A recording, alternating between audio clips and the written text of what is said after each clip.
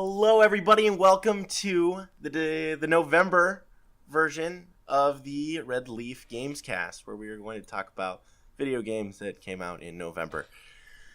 Today we got JD. He's back. He's always here, and he dragged along another warm body. Yeah, he brought me along outside of the Retrocast, so I don't know what I'm doing here. These aren't old games. Yeah, I know. I'm the only millennial. It's always good to have another body. That's the point. Yeah, I guess, right? I have no... Yeah, and we've been trying to get either you or Kevin from the Retrocast over here on the Modern Cast. The future is scary. I don't like change, and to be honest, I'm not quite sure why I'm even here. You told me all these games, and I was like, dude, The future is black. I don't like change. Okay, it's a very, very scary place. Yeah, but anyway, so let's. Oh, really quick, I got a question. I'm hosting, I guess, today. So I didn't know this till like 10 minutes ago. Let's get straight into the news and games. What have you been playing, Josh? That is not an old game. Well, I just recently beat South Park, the not Stick of Truth. That's an old one. The Fractured Butthole. There you go. How did that go?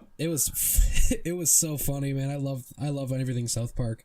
South Park's pretty great. As soon as I beat Stick of Truth and found out there was another one coming out, I had to get on top of everything. So playing this one was super fun, and I don't know how you played it, but I definitely played it more of a tank type, so it made it a little slow, the combat.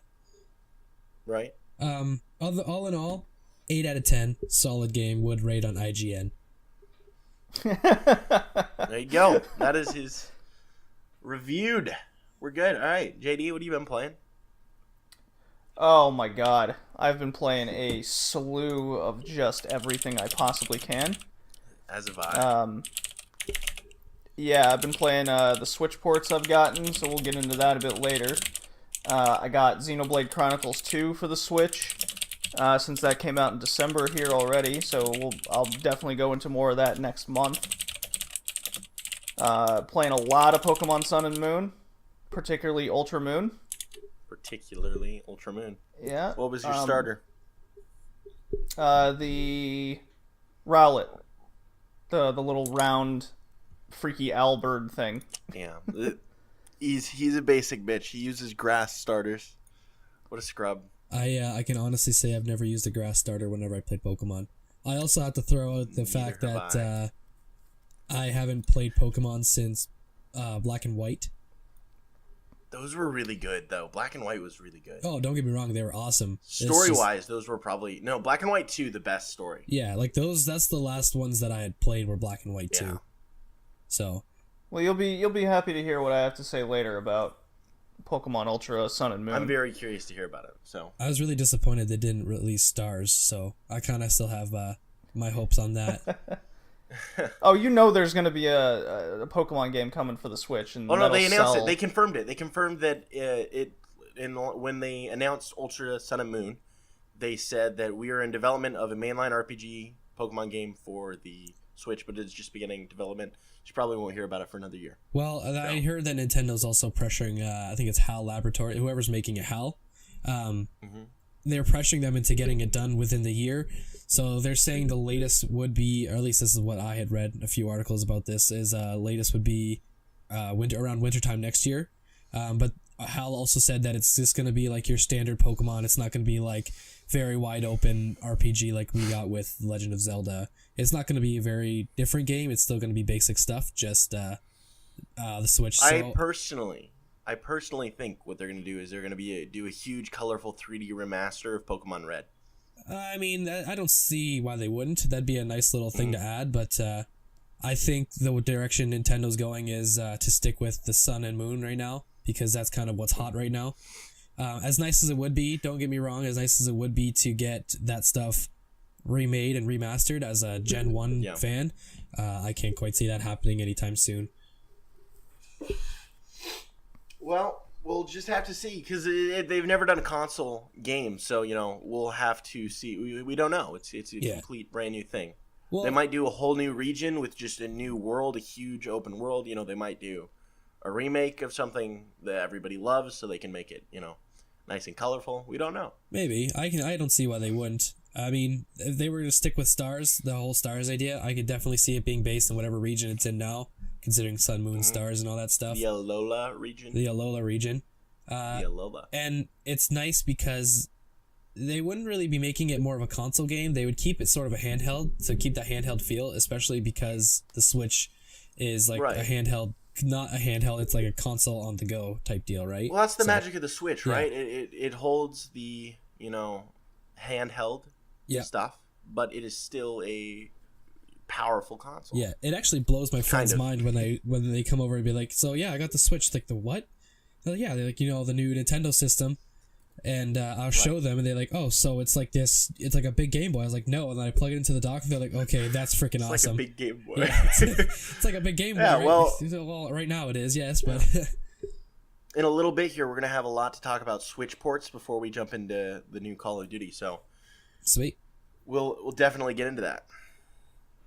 So... Well, speaking of other news... What about what I played, JD? Well, you don't play anything, really. Hey! I've played a lot of games lately, actually. Like, just a weird amount of different games.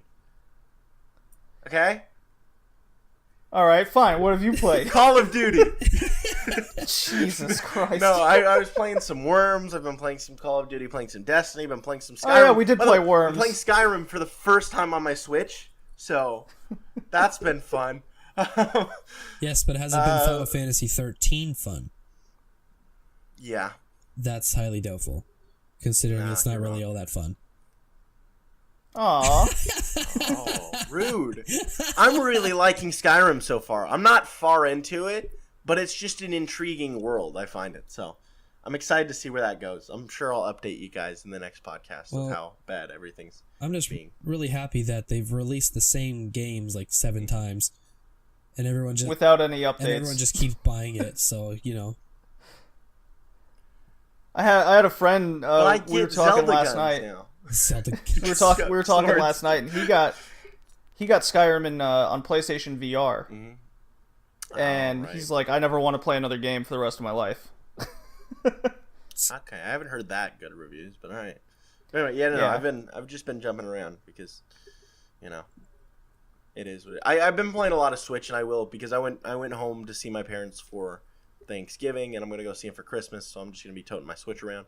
Gonna get LA Noir. That's how you pronounce it? Noir. No, shut up. I always get that word wrong. Oh, But Americans. They're so adorable. I adore that game, English. though. I adore that game, so I will get that game again, and I will play it on the Switch because it is very good. But anyway, yes, let's get to the news. JD, you jump into that. Yeah, so copyright. This is more recent, so not to bore people with tons of old news. Yeah. Destiny 2 had an update. Tiny. Tiny okay? update, yeah. A tiny update. Tiny update.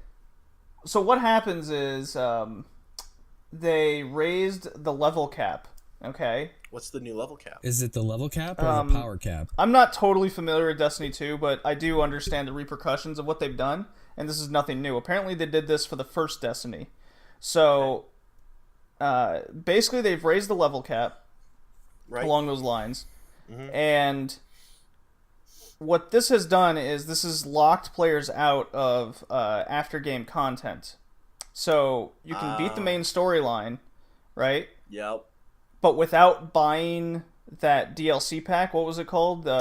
Osiris? Trials of... No, not Trials. It's like Return of the Sith or something. Something like that. Well, whatever the DLC title is named, unless you buy that, you don't have access to the new level cap. Yeah. That is not true. That is not true. No, you do have access to the new level cap. That is universal. You do not have access to the Spark of Light or any of the content that game has. No. From what I understand, what I was reading, this new update prevents the player from getting that high of a level cap. So it's like, let's say 300 points, right?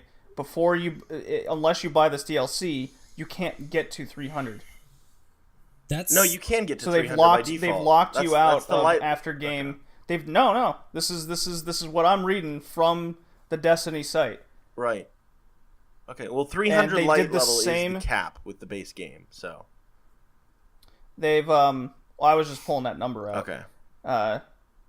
They did this. They did the same thing with the first Destiny, so it's not new. Well, I mean, this idea isn't exactly new. Like, they do stuff like this all the time. Like, with World of Warcraft, they do stuff like this all the time with expansions and stuff.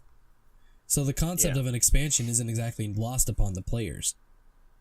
Right. No, expansions happen in Destiny. There was the whole thing with last Destiny. Like, they constantly happen. I mean, don't... The level Yeah, cap, but okay. I don't think that has to be a bug then if that happened, because, you know, they did that with the last Destiny. And the player cap is universal because you can't bar certain players from leveling up. That just doesn't work, and it makes the game imbalanced. So I'm sure that will be fixed if that is the actual case. I would log into my Destiny right now. The It's first just Destiny. turning on my PS4 is like getting on a jet on the runway, and I don't want to just screw up my mic. So I'll check after the podcast, but I'm pretty sure you can level up to the new level. You can level up to a certain point, but once the base you game level complete cap the main is 20, story, 300 light. Yeah, and you got that at the end of the main story. And then if they raise the level cap of this expansion, I'm willing to bet it's either 24 or 26. And the new light level is probably 340 or 360. so expanding on what you just said there, from what I'm understanding, unless you buy that DLC, you can't get to, say, your 24, 26 level. You're stuck at 20. Okay. That's as high as you can go unless you buy the DLC. So you have to pump in the extra $20. Otherwise, you will be playing at a disadvantage to all the other players.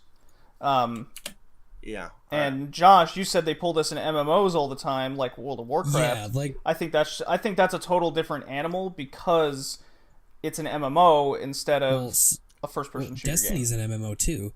Well, no. They call Destiny a shared world shooter. Well, realistically, the game is an MMORPG FPS. Lacking features. It's an MMO FPS RPG. Like, you can try to dance around the subject all we want. There's roles to be played. There's people you need to have. Like, it's a role playing game for sure. And as much as it does suck that games like this are still getting expansions, I can't really complain because games get expansions all the time when they're massive.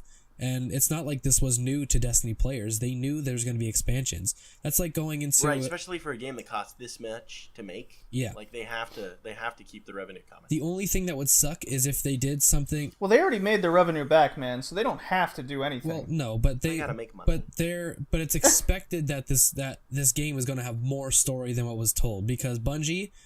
I think it's... Or is it Bungie or 346? Or 343, whatever. It's Bungie. Activision and Bungie. 343 is a Halo, yeah. So Bungie has been a company that has loved to make games with deep story. So they sold the game... Hey, okay, wait. If you say so. We're about to have a different argument. Why are you laughing at that, JD? Why is that Bungie laughing? deep story games? Yes.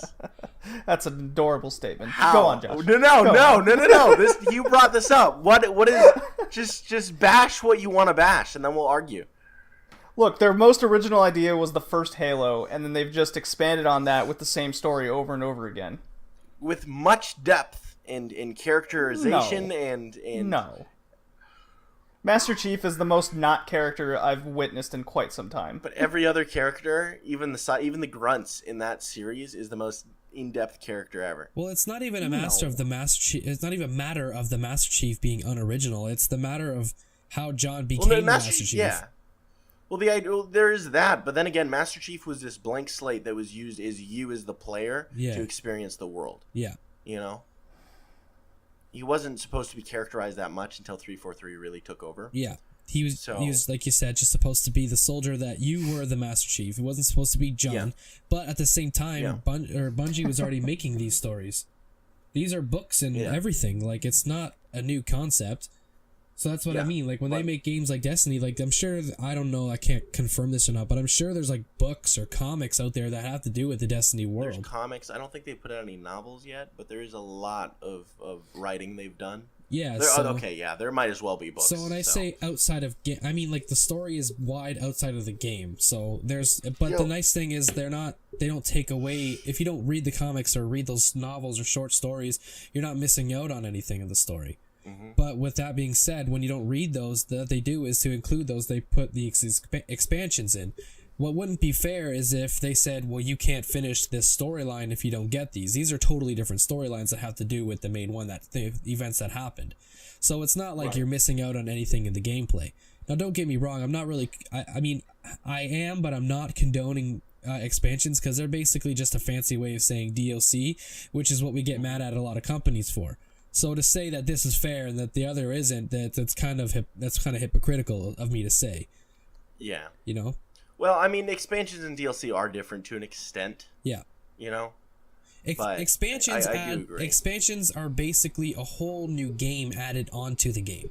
Whereas DLC... Like half a game. Yeah, so it's half a game, a full game. I'm just going to use World of Warcraft as an example, where they have a whole new world, a whole new quest line, a whole new story, the whole, 10 levels. Like, they add... Which is exactly what the Destiny They add onto the game. It's not like what DLCs are. It's like, hey, you pay this $10 and we'll give you this ultimate, team.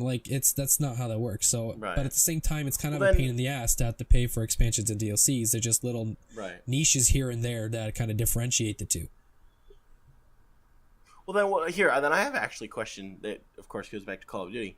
They do their DLC packs. I've always been confused, and I always thought they were more of expansions because you get, in World War II now, you get 3 multiplayer maps, 1 war map, and then 1 zombies map. Mm-hmm. Do you think that's still a DLC, or do you think that's more of an expansion? See, that's more of a DLC, because I would personally say it's more of a DLC, only because they're adding a map. They're not adding, a map and a game mode and a bunch of story. They're not adding a way to change the game. They're just adding things that could have potentially already been in the game, but now you're stuck, you're stuck, not able to get to it.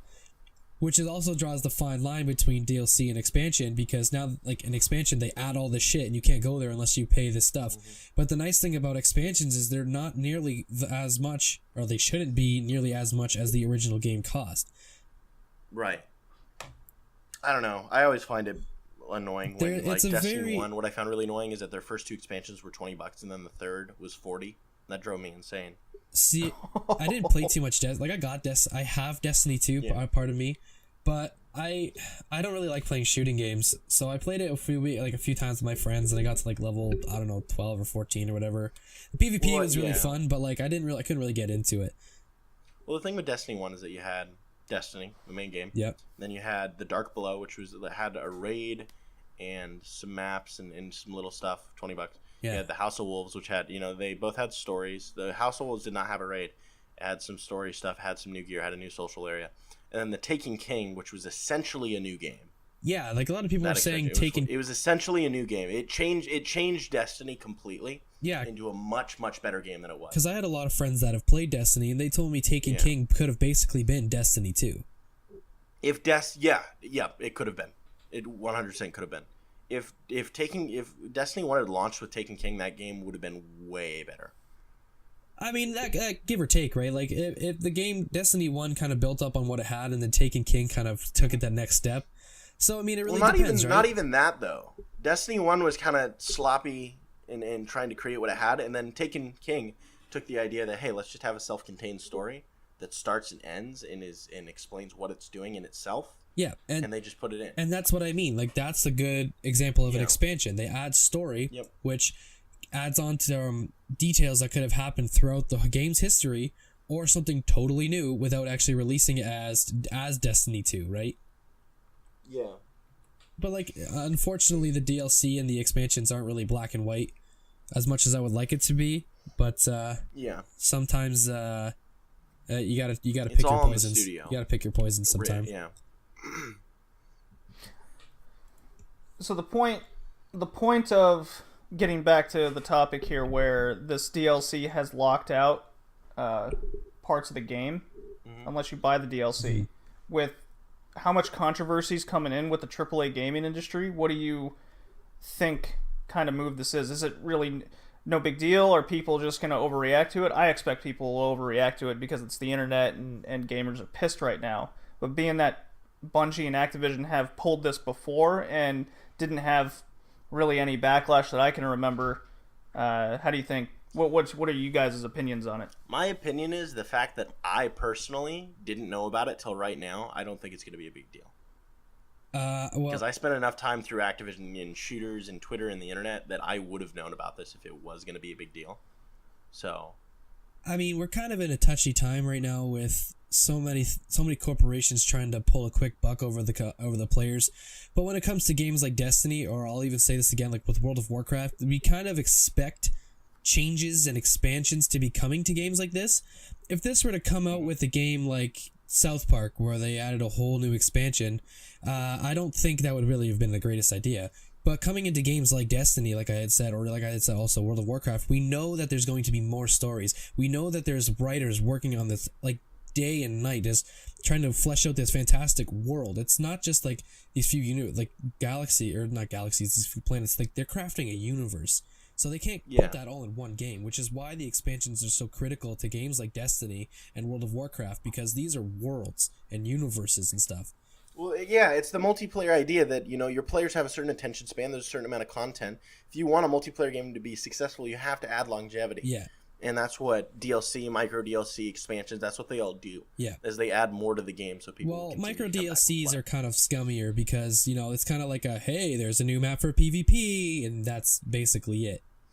Well, if we're looking at like micro DLC, like supply drops, for instance, well, that affects if you plays the game a lot, they get cool stuff. It makes them want to go play it more because they have cool stuff and they're unique. But if it you're adds to that thrill. Yeah, but if you're gonna lock that incentive out over, if you're gonna lock the incentive out, hey, if you buy this now, you don't have to work for it later.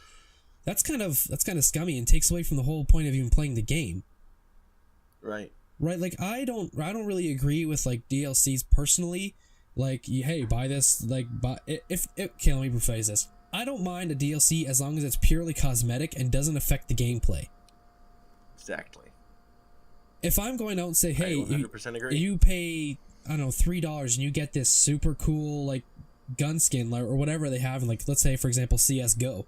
You can get, like, a gun skin and not have it... I paid $8 for an M4 skin the other day. Well, I don't play CSGO, so I don't really know the prices, but I had a friend... Played a little bit. I had a friend it's who... all community prices, so it's exactly. It's so, I mean, having a free market like that's not so bad, but I had a... Console games can't do that, though. No. I had a friend who sold a skin just to be able to play a month of Final Fantasy 14. So I was like, what the fuck, like how much, like what's going on here? But at the same time, the other reason I don't like DLCs is because it's basically gambling.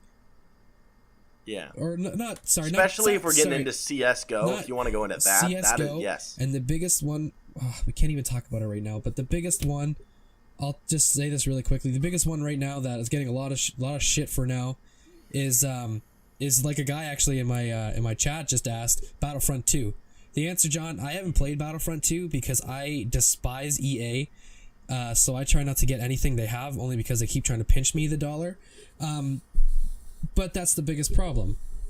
Companies like these are trying to take every dollar out of your wallet just so you can be like, hey, you can do this to affect the game. But basically with things like drop boxes and the skins in CSGO, that's turned into basically gambling. I know people who go onto like these not casinos, but like these roulette things for CSGO to try to win these skins, and they're stuck there. Like I know people who've lost hundreds of dollars on these things, and things with loot boxes, as if they're not purely cosmetic, then if they affect your game, you're basically gambling. Yeah, and we'll definitely get into more of that with how EA in particular is what they're doing in the industry with particularly Star Wars Battlefront 2 and Need for Speed Payback. Well, really anything EA makes, even their sports games.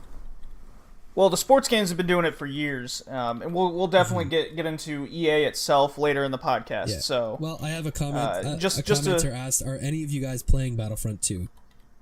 I was and tried it out, and we'll again get to that. We'll get to that later. Not just to move things along. Yep. The Nintendo Switch is pretty hot shit right now. Wouldn't you say, guys? I mean, I would agree, but for the people who don't have a Switch, they don't seem to think so. They think it's cool, but you have to have a Switch to, it kind of feels like having a Switch is being part of an exclusive club right now. It is. That's why I got it, because I knew it was going to be like that. Yeah, and especially since Nintendo's marketing, I'm not going to say Nintendo's marketing was bad, don't get me wrong. They did a really good job of doing the whole supply and demand thing. But like it's I have one fucking friend that has a Switch, And the only thing that I've ever played with him on it is fucking Minecraft. And I've played it for like, I don't know, 20 minutes. I can't sit around and play Minecraft for too long. I get bored, but... I played Minecraft for the first time last night in so long. I mean, don't get me wrong. We were just bored with everything else. We're like, you know what we should play? Like, don't get me wrong. I'm not dogging Minecraft. I can appreciate a good, solid Minecraft sesh. Right. But, like, having a Switch, like I said, feels almost like you're in a club. It's not that it's pointless to have it right now, but getting it at launch kind of feels, I don't know, not useless, but I can't quite think of the word. Cool. Awesome. Yeah, we'll go with that, I guess. Like, verifying, self-validating, self-efficating. If you will. You know, it's funny. It's funny you mentioned that, Josh. Getting the Switch at launch, because a lot of people were skeptical because, like, well, only Zelda's coming out. Oh, it was worth it. It was so what.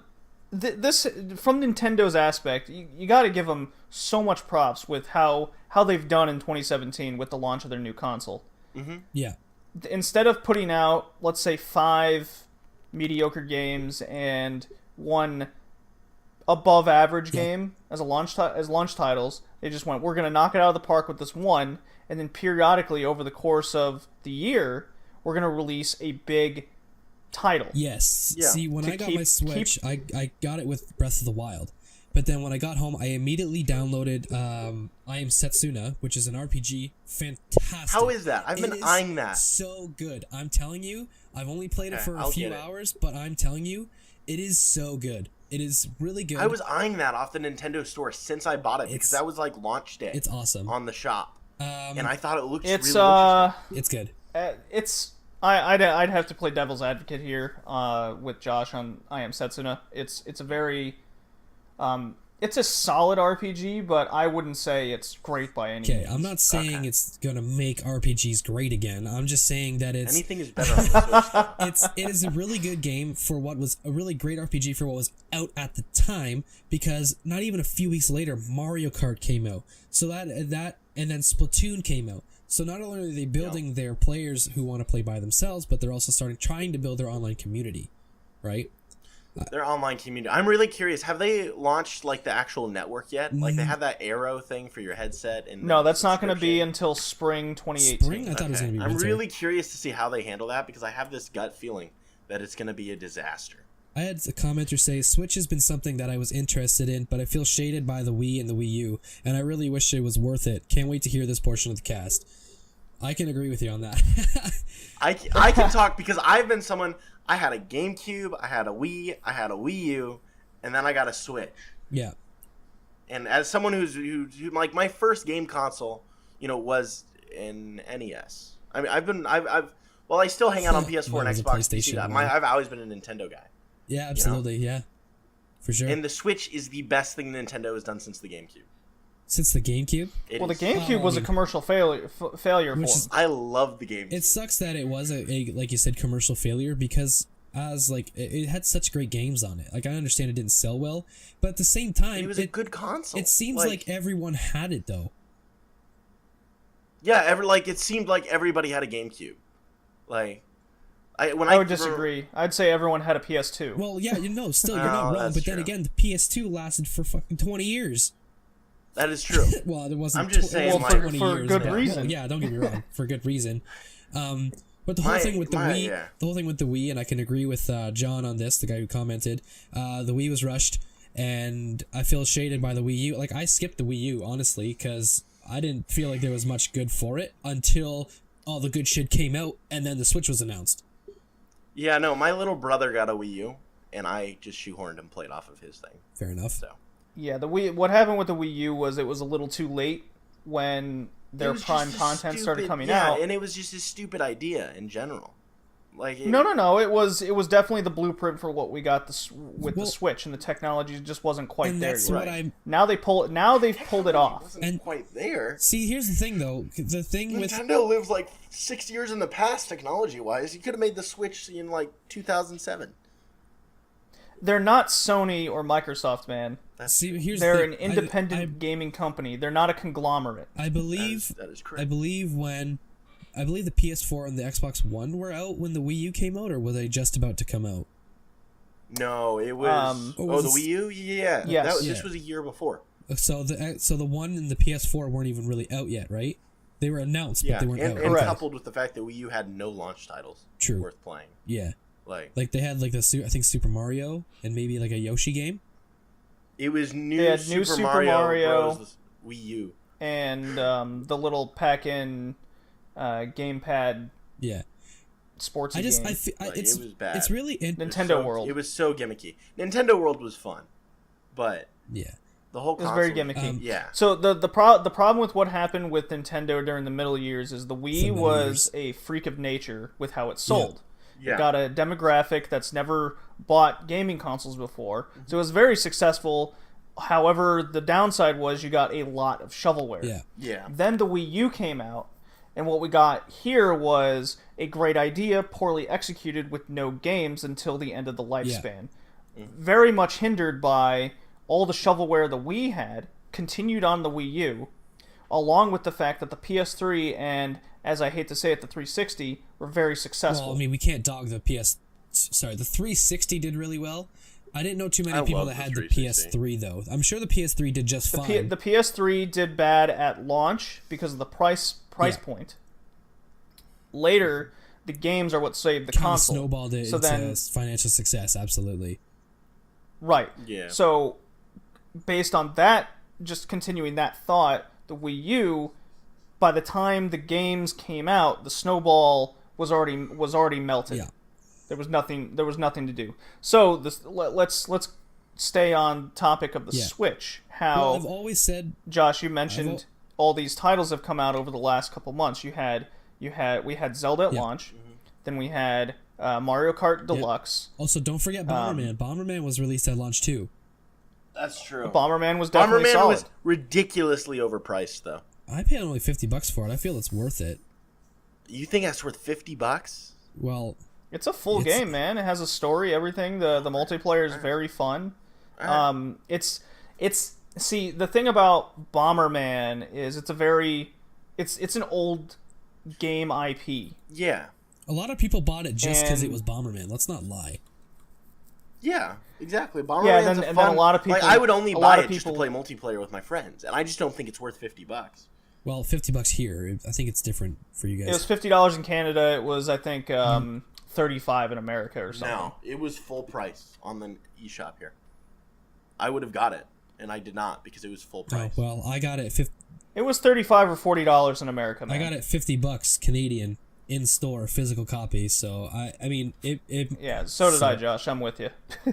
I don't know what the discrepancy over there is, but I mean, it's what it is. What it is. So,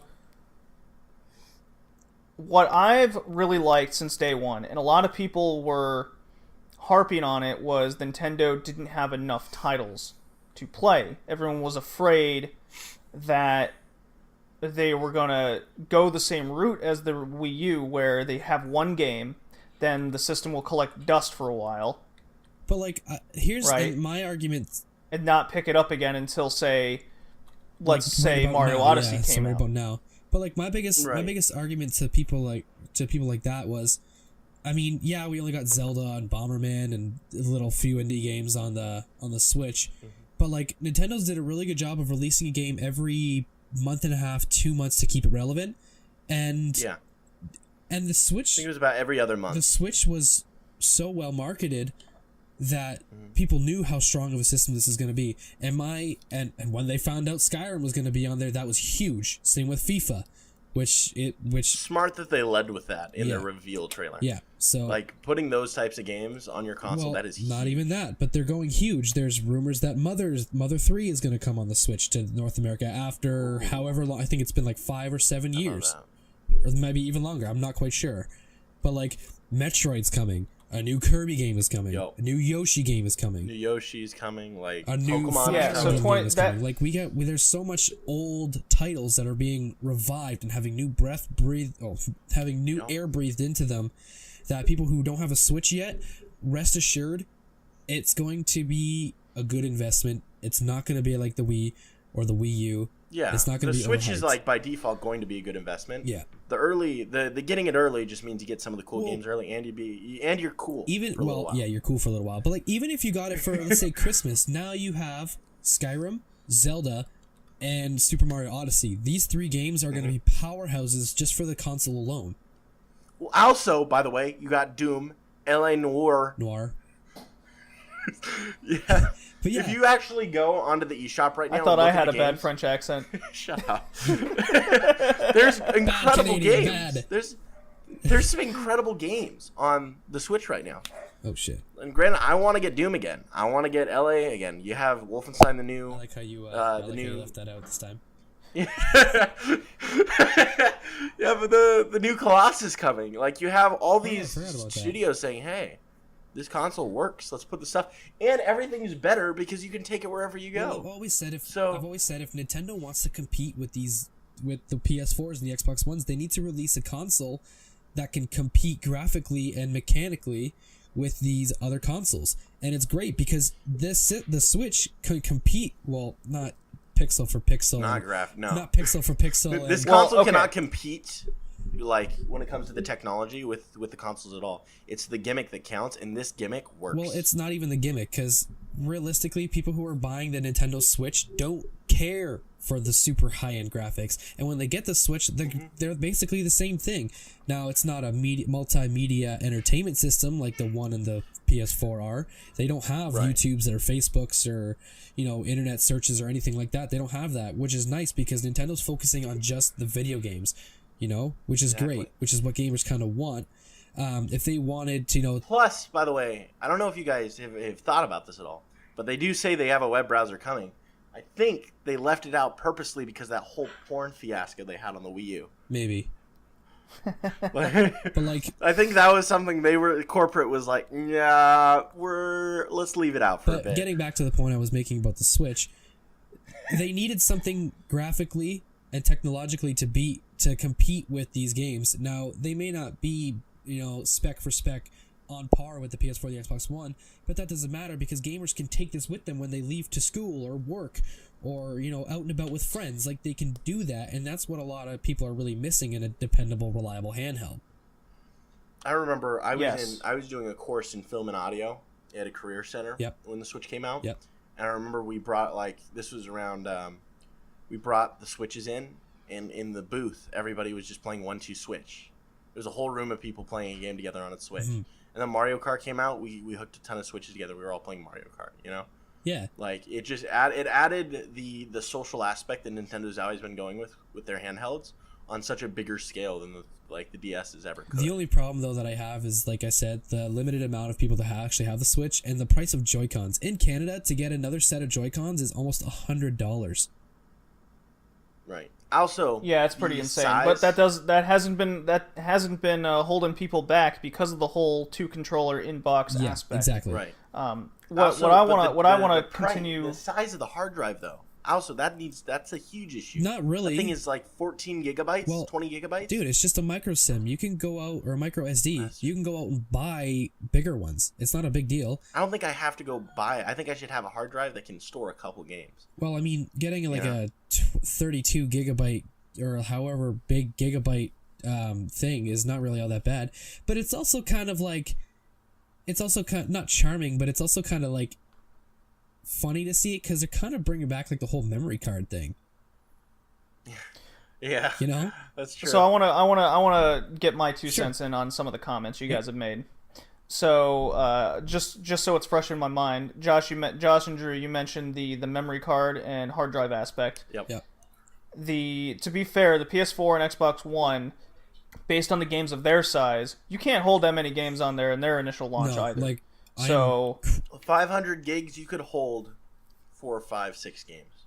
Yeah, and that's about how much you can hold on Nintendo Switch with how big their games are, because most of it's on the cartridge itself. Now, if you want to buy digitally, that's a different story in itself. Yeah. However, the really only game I can think of off the top of my mind right now is NBA 2K that came out, where you had to get an SD card to even if you bought the physical game, you had to have that SD card because it downloaded at least 8 gigs or 14 right onto the system. And I believe LA Noire is the same in that aspect. I went to Walmart the other day. I was going to buy LA Noire physically.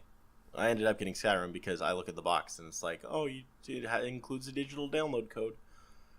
you can't be, especially with a console that has this small of a hard drive, you can't be releasing big games like that and not actually give them a physical release. Well, no, you're right, but at the same time, it's easy to get. If I put that on my console, I won't have anything else. Like, and I can't. Yeah, but the physical release is essential for buying Switch. You don't want to do digital unless they're the smaller indie type games. So expanding on, I'll go back to the indie games here in a second because we're going to get quite into that in a little bit. Mm-hmm. Josh, you mentioned before how the resolution and output of these titles and the Switch itself, it just goes to prove that 4K isn't here yet. It might not ever be here technically, despite what Xbox 4K, One is doing. 4K just seems like it's a bit much. Like players, I mean, you have like if you talk to like your average Joe Blow gamer, too soon. If you talk to it's way too soon. If you well, not even that, it's too soon. If you talk to your average Joe Blow player, they're fine with 1080p 60 frames per second. They're fine with that. They all they want is they want their games to be sharp. They want it to be clear. They don't want any lag. I personally don't want any fucking motion blur, so I always look to turn that off when I get games. Just because it takes away from the beautiful scenery. Like 1080p is fine. 60 frames per second is fine. 4K, I've played some games in 4K. Now, don't get me wrong. These games are amazing to look at. But we don't, like, it's one of those things, it's like, do we really need it, though? I'm sure there's people, I don't know if there's people watching on your stream. I've got 2 watching mine, and you guys can disagree or agree all you like, but I honestly don't think that 4K is needed or necessary. Well, okay, there's 2 things behind that.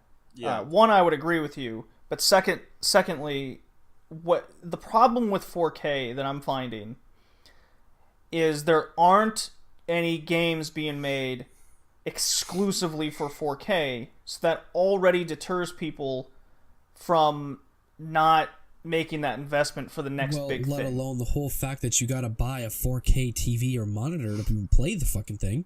Yeah.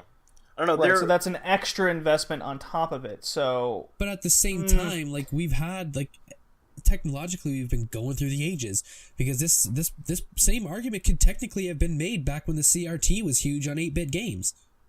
Oh, and it was. The same argument was made. I think there's a YouTuber, he generally does statistical videos when it comes to Call of Duty, but he also jumps into other stuff. And he did a video on 4K in general and what it means, and he was talking about it from content creation for the gaming industry and moving all forward. And I'd highly recommend going to watch that video. The YouTuber's name is Drifter, but he talks about 4K being, yes, the next step is 1080p was, as 720p was, but there has to be certain jumps in technology, and the main one being ISPs need to be able to, they need to make internet more affordable, and they need to make speeds better, like they can, they're just not doing, because money, until 4K can be reliable. Because when it comes, if you're going to start 4K games, which, you know, people are starting to get 4K TVs, starting to become normal. People, you know, that'll be starting to but you have to become the norm. Yes, you have to be able to have then 4K content creation, streaming, all that kind of stuff. It needs to go across the board as 4K, and right now, internet cannot handle that. Yeah, ISPs have the ability to make it handleable easily. They have those speeds exist, but they are not giving them because they are just trying to get money. So before any of that kind of that movement can happen, the ISPs need to make a big change. No, you're absolutely right. I mean, I experienced monopolized internet and cable service in Canada. And same with Alaska. with Rogers and Bell. I'm experiencing it now in the United States again. Yep. Drew, we had a first-hand experience of this trying to do PlayStation Share. Yep. Share Play. Yep.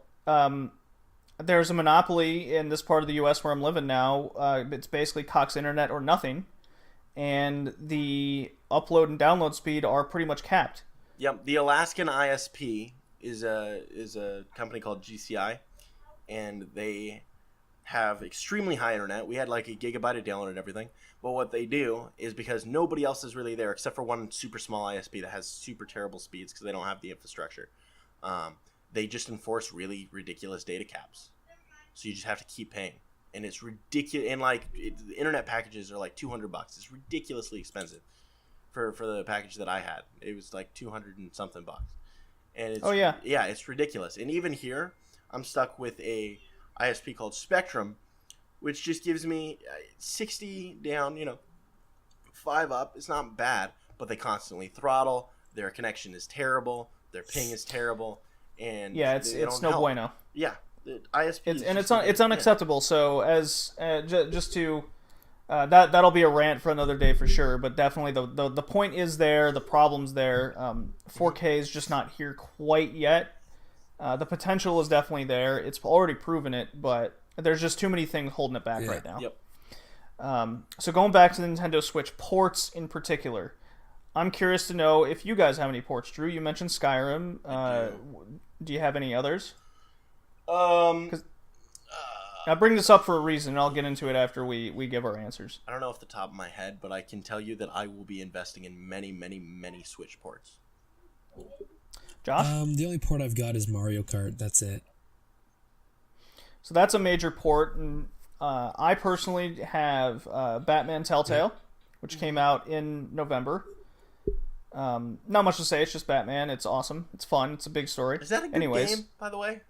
It is fun. Okay. It is fun, and I was playing it on the go, and it's worth it. Maybe go down another $10 is what I would say. Okay. I got Rayman Legends, one of the best non-Mario platforms I've played in years. Yeah, I can agree. And then Cave Story Plus, a very successful Steam game ported to the Nintendo Switch. So we're at the end of 2017 here. Yep. Yeah. Okay. And if you put an outlook on upcoming Switch games, because we don't know when Yoshi's being released, we don't know when Kirby's being released. Actually, I'll pull up a list really quick because I would like to know. We don't know when Metroid's going to be released, so we know loosely that these games will be released. Some of these games will be released in 2018, but nothing in the near future. So let's say April next year is what I've noticed for these upcoming games. Most of them that are coming out are going to be either ports or indie games. No real new IP. Well, I mean, there's the new Xenoblade game coming out soon.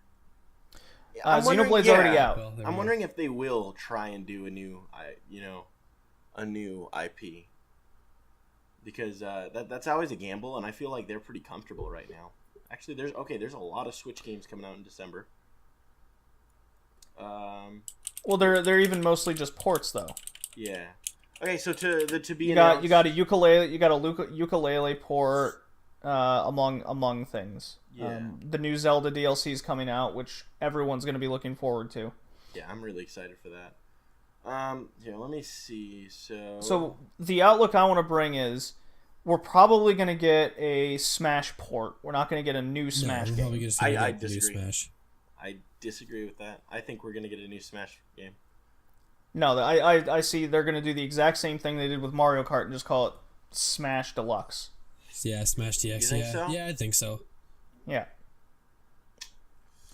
Because people would buy it. It was on the Wii U. Wii U didn't sell that well. People would buy it. That's why Mario Kart... Yeah. People would buy it. People would jump all over that. So why would they waste their time making a completely new game when they can do that 4 years from now and just have the port of this later? I just feel like... I just have that gut feeling, that they are going to do a new Smash Bros. So we're going to have Wolfenstein 2. Right. A few other major ports and a lot of indie titles is what I'm seeing. Yeah, a lot of those small... Do you think this is good or gonna hinder the Switch in the near future? Because we got some people listening that haven't had a Switch, don't have a Switch yet, and they're kind of on the fence now that Mario's officially here's out. The thing. Nintendo's doing this thing where they're trying to ride on the success of a game. Now we're coming to the winter. Yeah. We're coming to the the holiday season. I should be, Anyway, we're coming to Christmas, okay? Children are going to be getting Switches for Christmas. They don't want to bombard well, I'm sure they would like to, but they don't want to bombard, or it's not a good move to bombard the consumer with too many big games for the Switch. They have Zelda, they have Mario. Mm-hmm. They have so many games on the store that if once they beat or are done with these games, they can go like they've got Rocket League, they've got Mario and Rabbids, they've got Xenoblade, Skyrim now, like we've said, they've got all these games now they've got their 2 major titles out right now, so they can kind of rest on those laurels for a bit until they get their Kirby or their new Super Smash Brothers, or either the port or the new one.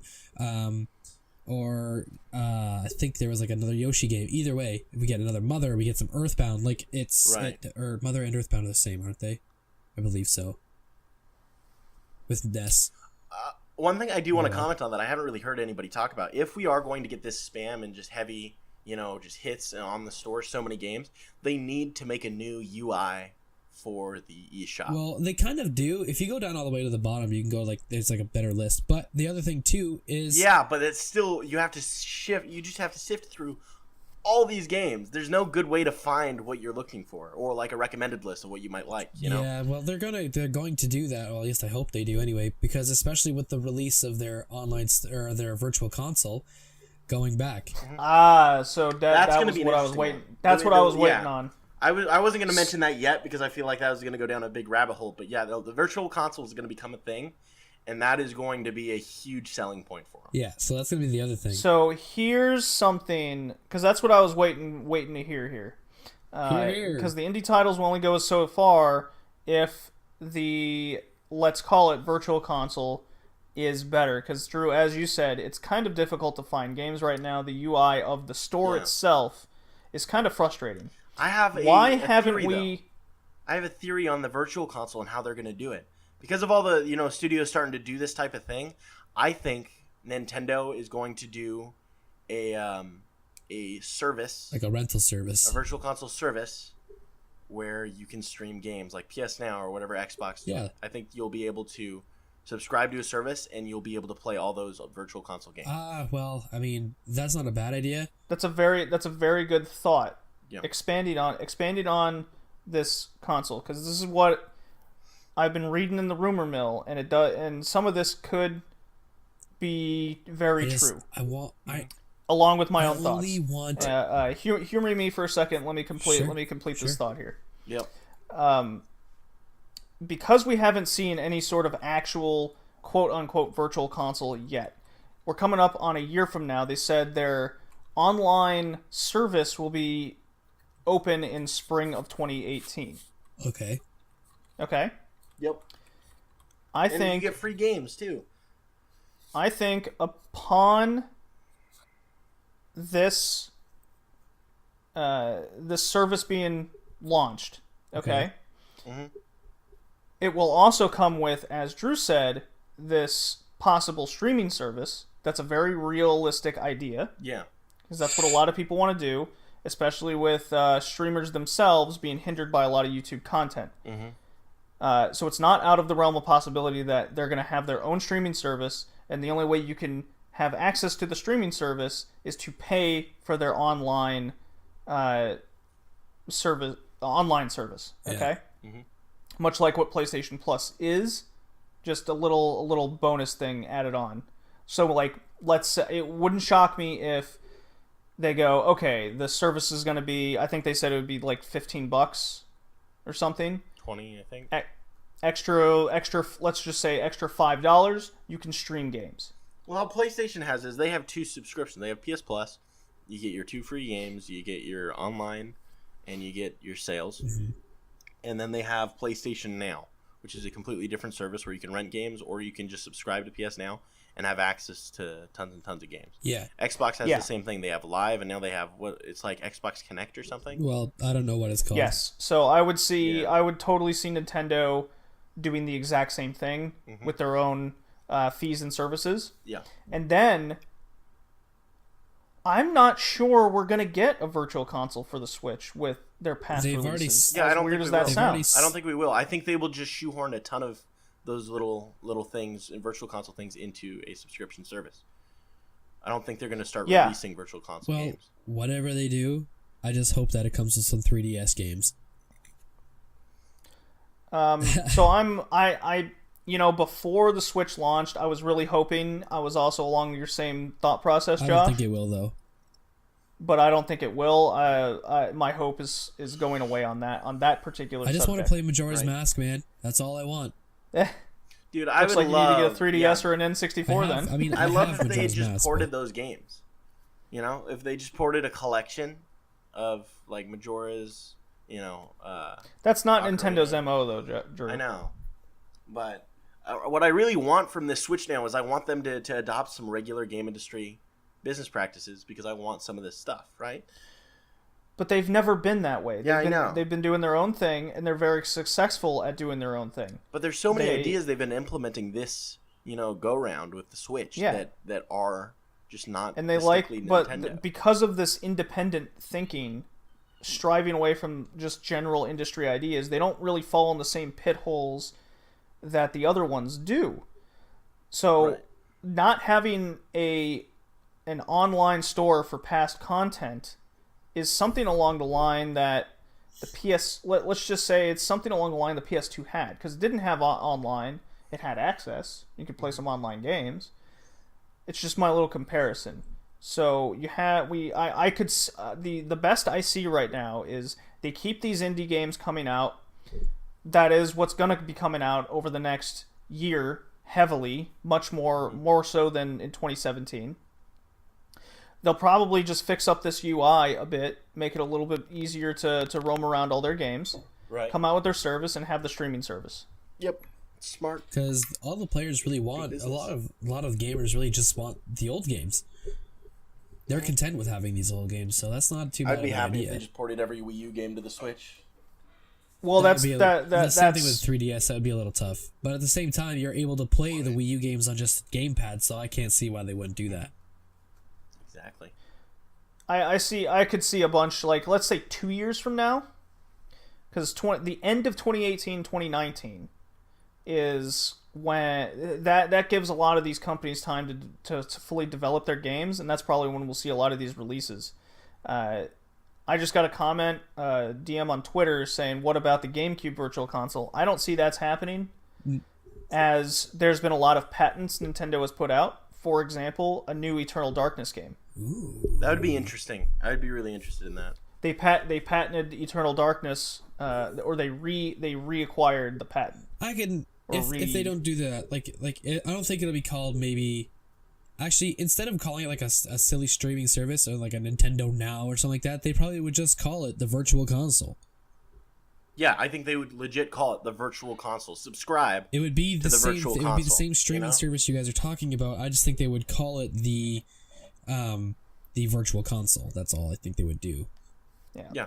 And even if they really want to go the EA route, I could see them having different consoles to subscribe to.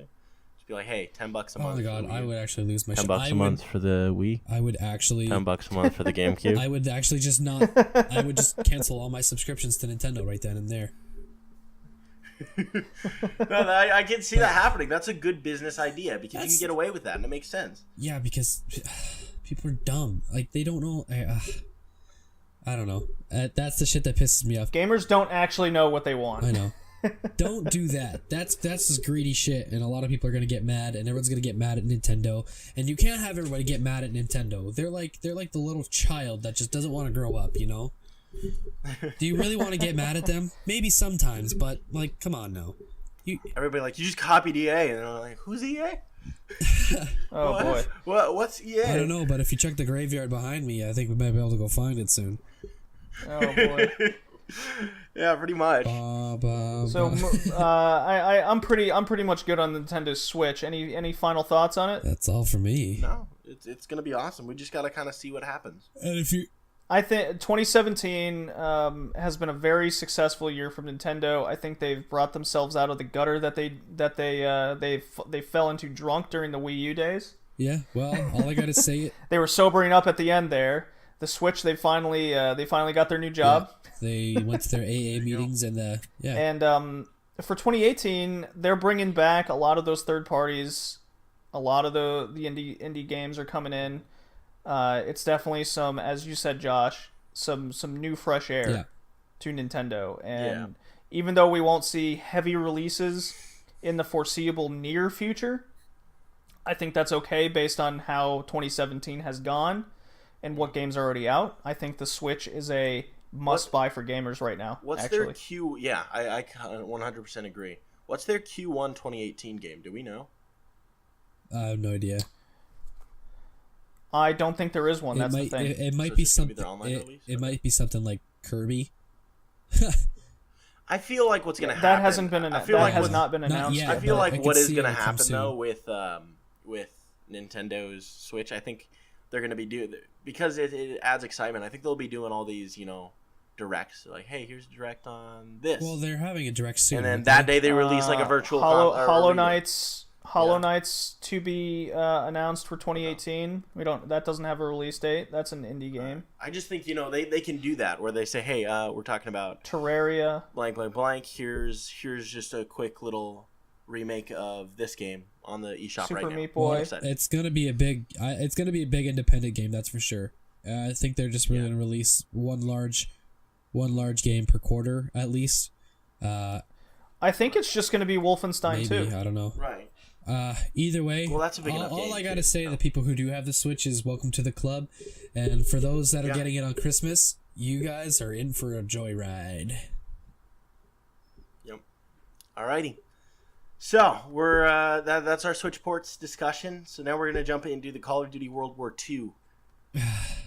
Dealio. I have never played a Call of Duty game in my life. All right, then be quiet and let mom and dad talk. Okay. So first of all, I want to just say I have a perspective on Call of Duty games. I've been playing them for many years. I sure have. Okay, I tend to stick to the competitive multiplayer side of things. So I always try and look at it from that side. Though I did definitely get new perspective watching JD play this game. And so I can. And how were we playing this game? We went at share play for a while, and it was entertaining. It was so. what a day. First of all, what did you think of share play? Because that was your first. It was your first real experience. It was a really cool with concept. I just wish, again, just internet. It just needs to be a little bit better for that to be really enjoyable. Because that could be what we should have done is tried playing zombies. Because there was that feature that said we could both play at the same time, and I would have loved to see if we could. Wait, no, we did use that. We used that on your golf game. Yeah, no, share play is cool. Yeah. Just internet, I absolutely love share play. It's how I play a lot of the games for the podcast. This dude was like, let's face it, he- I can't buy every single game that comes out every month. This guy was like, Right, "Hey, Josh? let's play a golf game together, and I'm gonna stream it to you." Yeah, that sounds like something data. JD would do. And it was difficult. Yeah, but okay, Josh, you're gonna love this. It's like this, on this 4 story seconds here. of delay.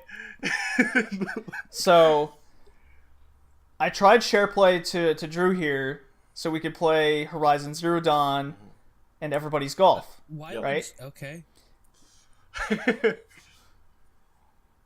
Well, the internet I have, the upload is so bad and so inconsistent that it doesn't reach Drew. So bad on Cox Internet. However, Whose internet? Cox. it's called Okay, Cox I just Internet. want to get that out there one more time.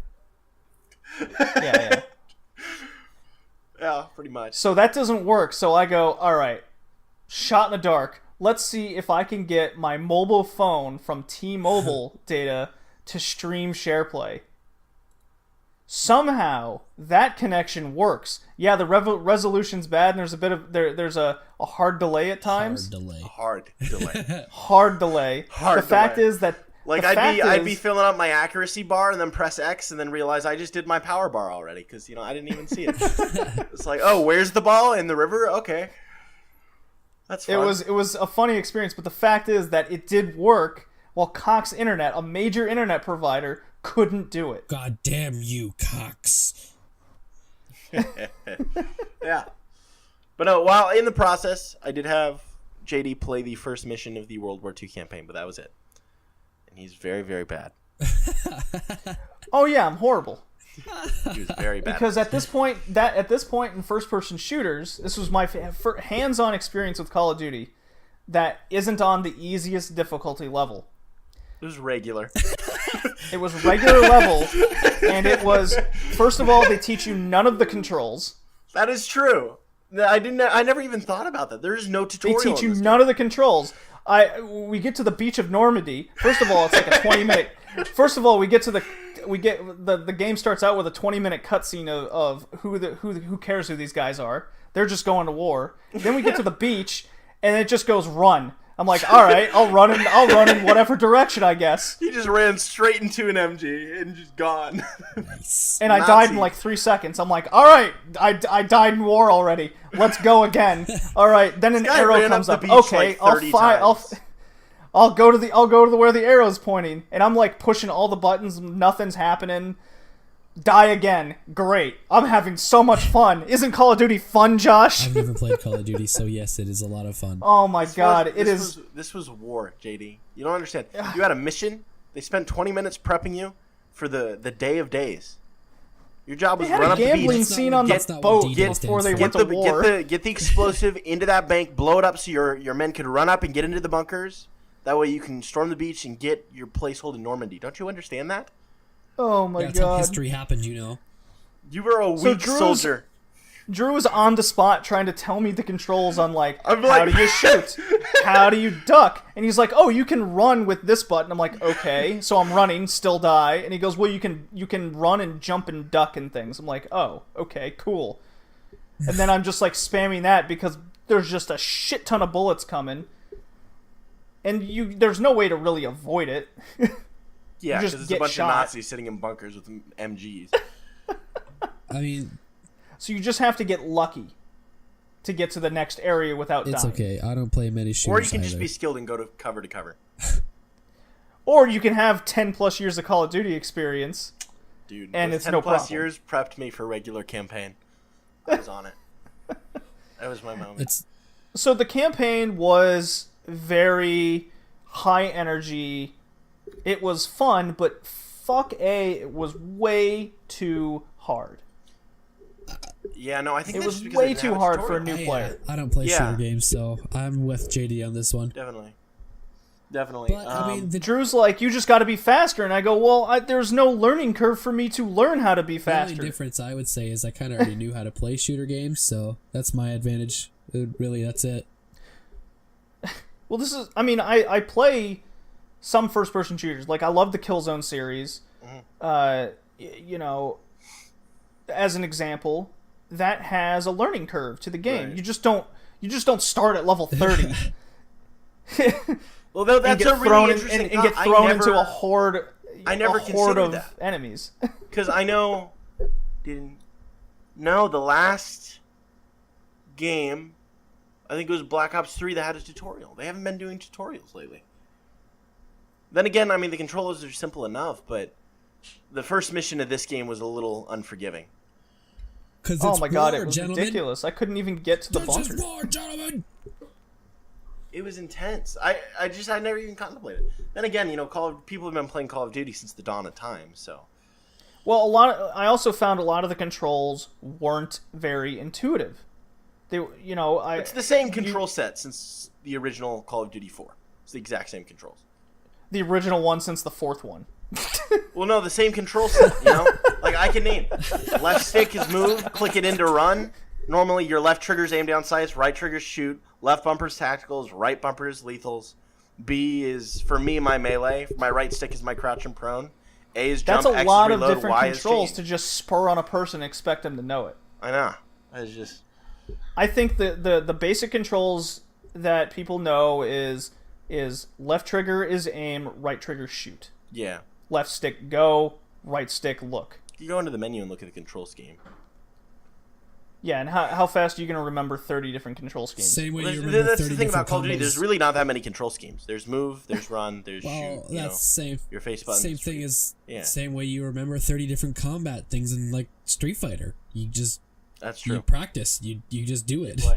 So I didn't even think about that. Yeah. But the Call of Duty campaigns, they're these action movie, high intensity, high impact, family friendly violence, right? So family friendly, where they shoot down civilians at the mall. Family friendly. Yeah, exactly. Well, it's not a mall; it's an airport. No Russian. And the Russians, so it makes it okay, right?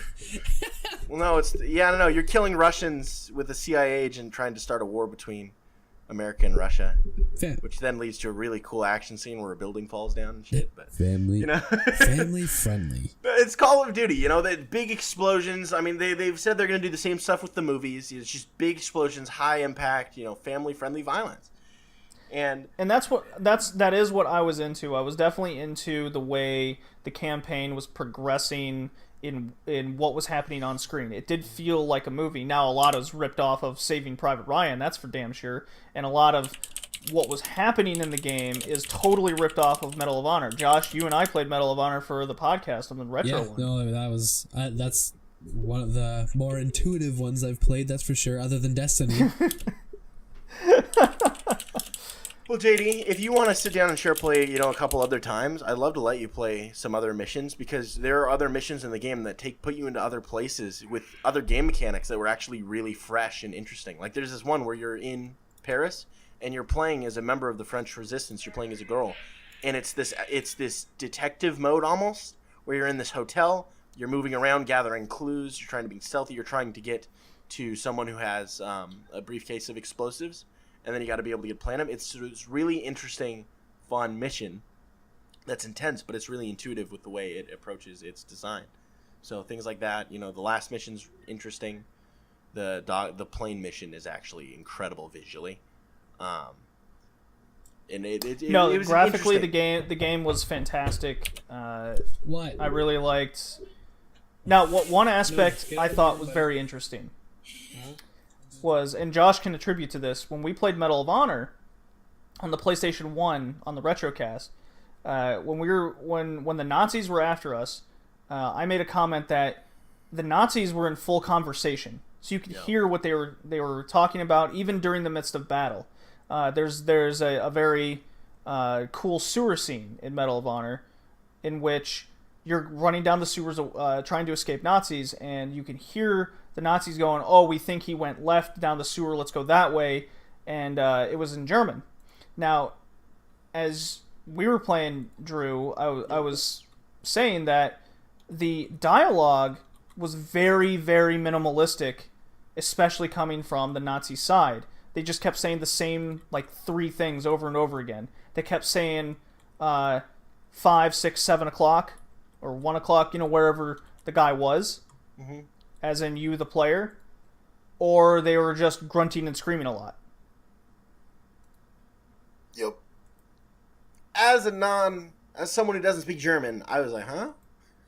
Shoot the guy. What are you talking about? So, I'm not completely, I wasn't tuned in on all that info, but. No, I just think it was. I just think it was a laziness on the part, is what I would say. It really takes away from the immersion of what was going on, at least in my experience, and that's all I can attribute to. Right. I can't attribute to, say, your experience, who obviously had a great time. I can only attribute to mine. Well, the campaign, I think I enjoyed it. As far as Call of Duty campaigns, they're always enjoyable and just high impact, family friendly violence, and intent. It's fun. It's Call of Duty. I just found the difficulty spike very unforgiving. What I really liked about the last couple of years is that the campaigns get better every year. Black Ops 3. Well, I had a lot of issues. I thought as long as they rip it off other games. Yeah, I thought it was really interesting. Infinite Warfare was actually really good campaign, but this game, I think it handled its characters fantastically, and I think it did the best. Well, I mean, it doesn't. The campaign was great. It deals with World War II, and that's already such a huge thing. Yeah. So. Yeah, and they handle it appropriately. Well, they give it the amount of weight I thought it deserved. So, yeah. I don't think. I think at this point in time, at least with what the companies are putting out right now and what Call of Duty is, this is not a game for new players. Well, that's exactly what this game is supposed to be. What this game is welcoming back Call of Duty players from old. This game sold double or triple Infinite Warfare already. This game is completely for a new generation of players. But I mean, a lot of and then they're gonna make that quick extra buck on all those loot boxes too. Well, I think actually how they've already handled it so far, they're handling it very, very well. Well, comparatively to, say, I don't know, EA. Well, I'm just talking about comparatively to Call of Duty on how they've handled it. This is the 4th year with loot boxes, and I think they're handling it the best. So I honestly I would disagree. I'd say Ubisoft is handling it the best by just barely having it at all. Loot box. Well, no, I'm talking about like as far as Activision goes with their loot boxes and Call of Duty specifically. I think this is the best way they've handled it. I can't attest to what the loot boxes in Call of Duty are like because I don't know what they're like. But I don't think loot boxes should ever be a thing unless it's purely cosmetic. Right, and I completely agree with that. But Call of Duty what they started doing is, in Advanced Warfare, they released the supply drop system, which you earned them. You just earned them by gameplay randomly. Yeah. And then eventually you were able to just buy big packs of like 10 advanced supply drops. And they added these things called weapon variants, which were like, here's the gun you have in the base game, like the ASM-1 submachine gun. But here's the speakeasy variant with like faster movement, faster ADS. See, that's bullshit. All that kind of stuff. Yeah, that is. And then they also added new guns. Like here's an M16, you know? And it had issues. You know, in Black Ops 3 was the worst, where it was literally just a slot machine. You could spend thousands of dollars and not get anything. When a game becomes pay to win, that's when it's bullshit. You can't play a game. Well, it's not really pay to win because the guns were generally balanced. The variants in Advanced Warfare were kind of awkward.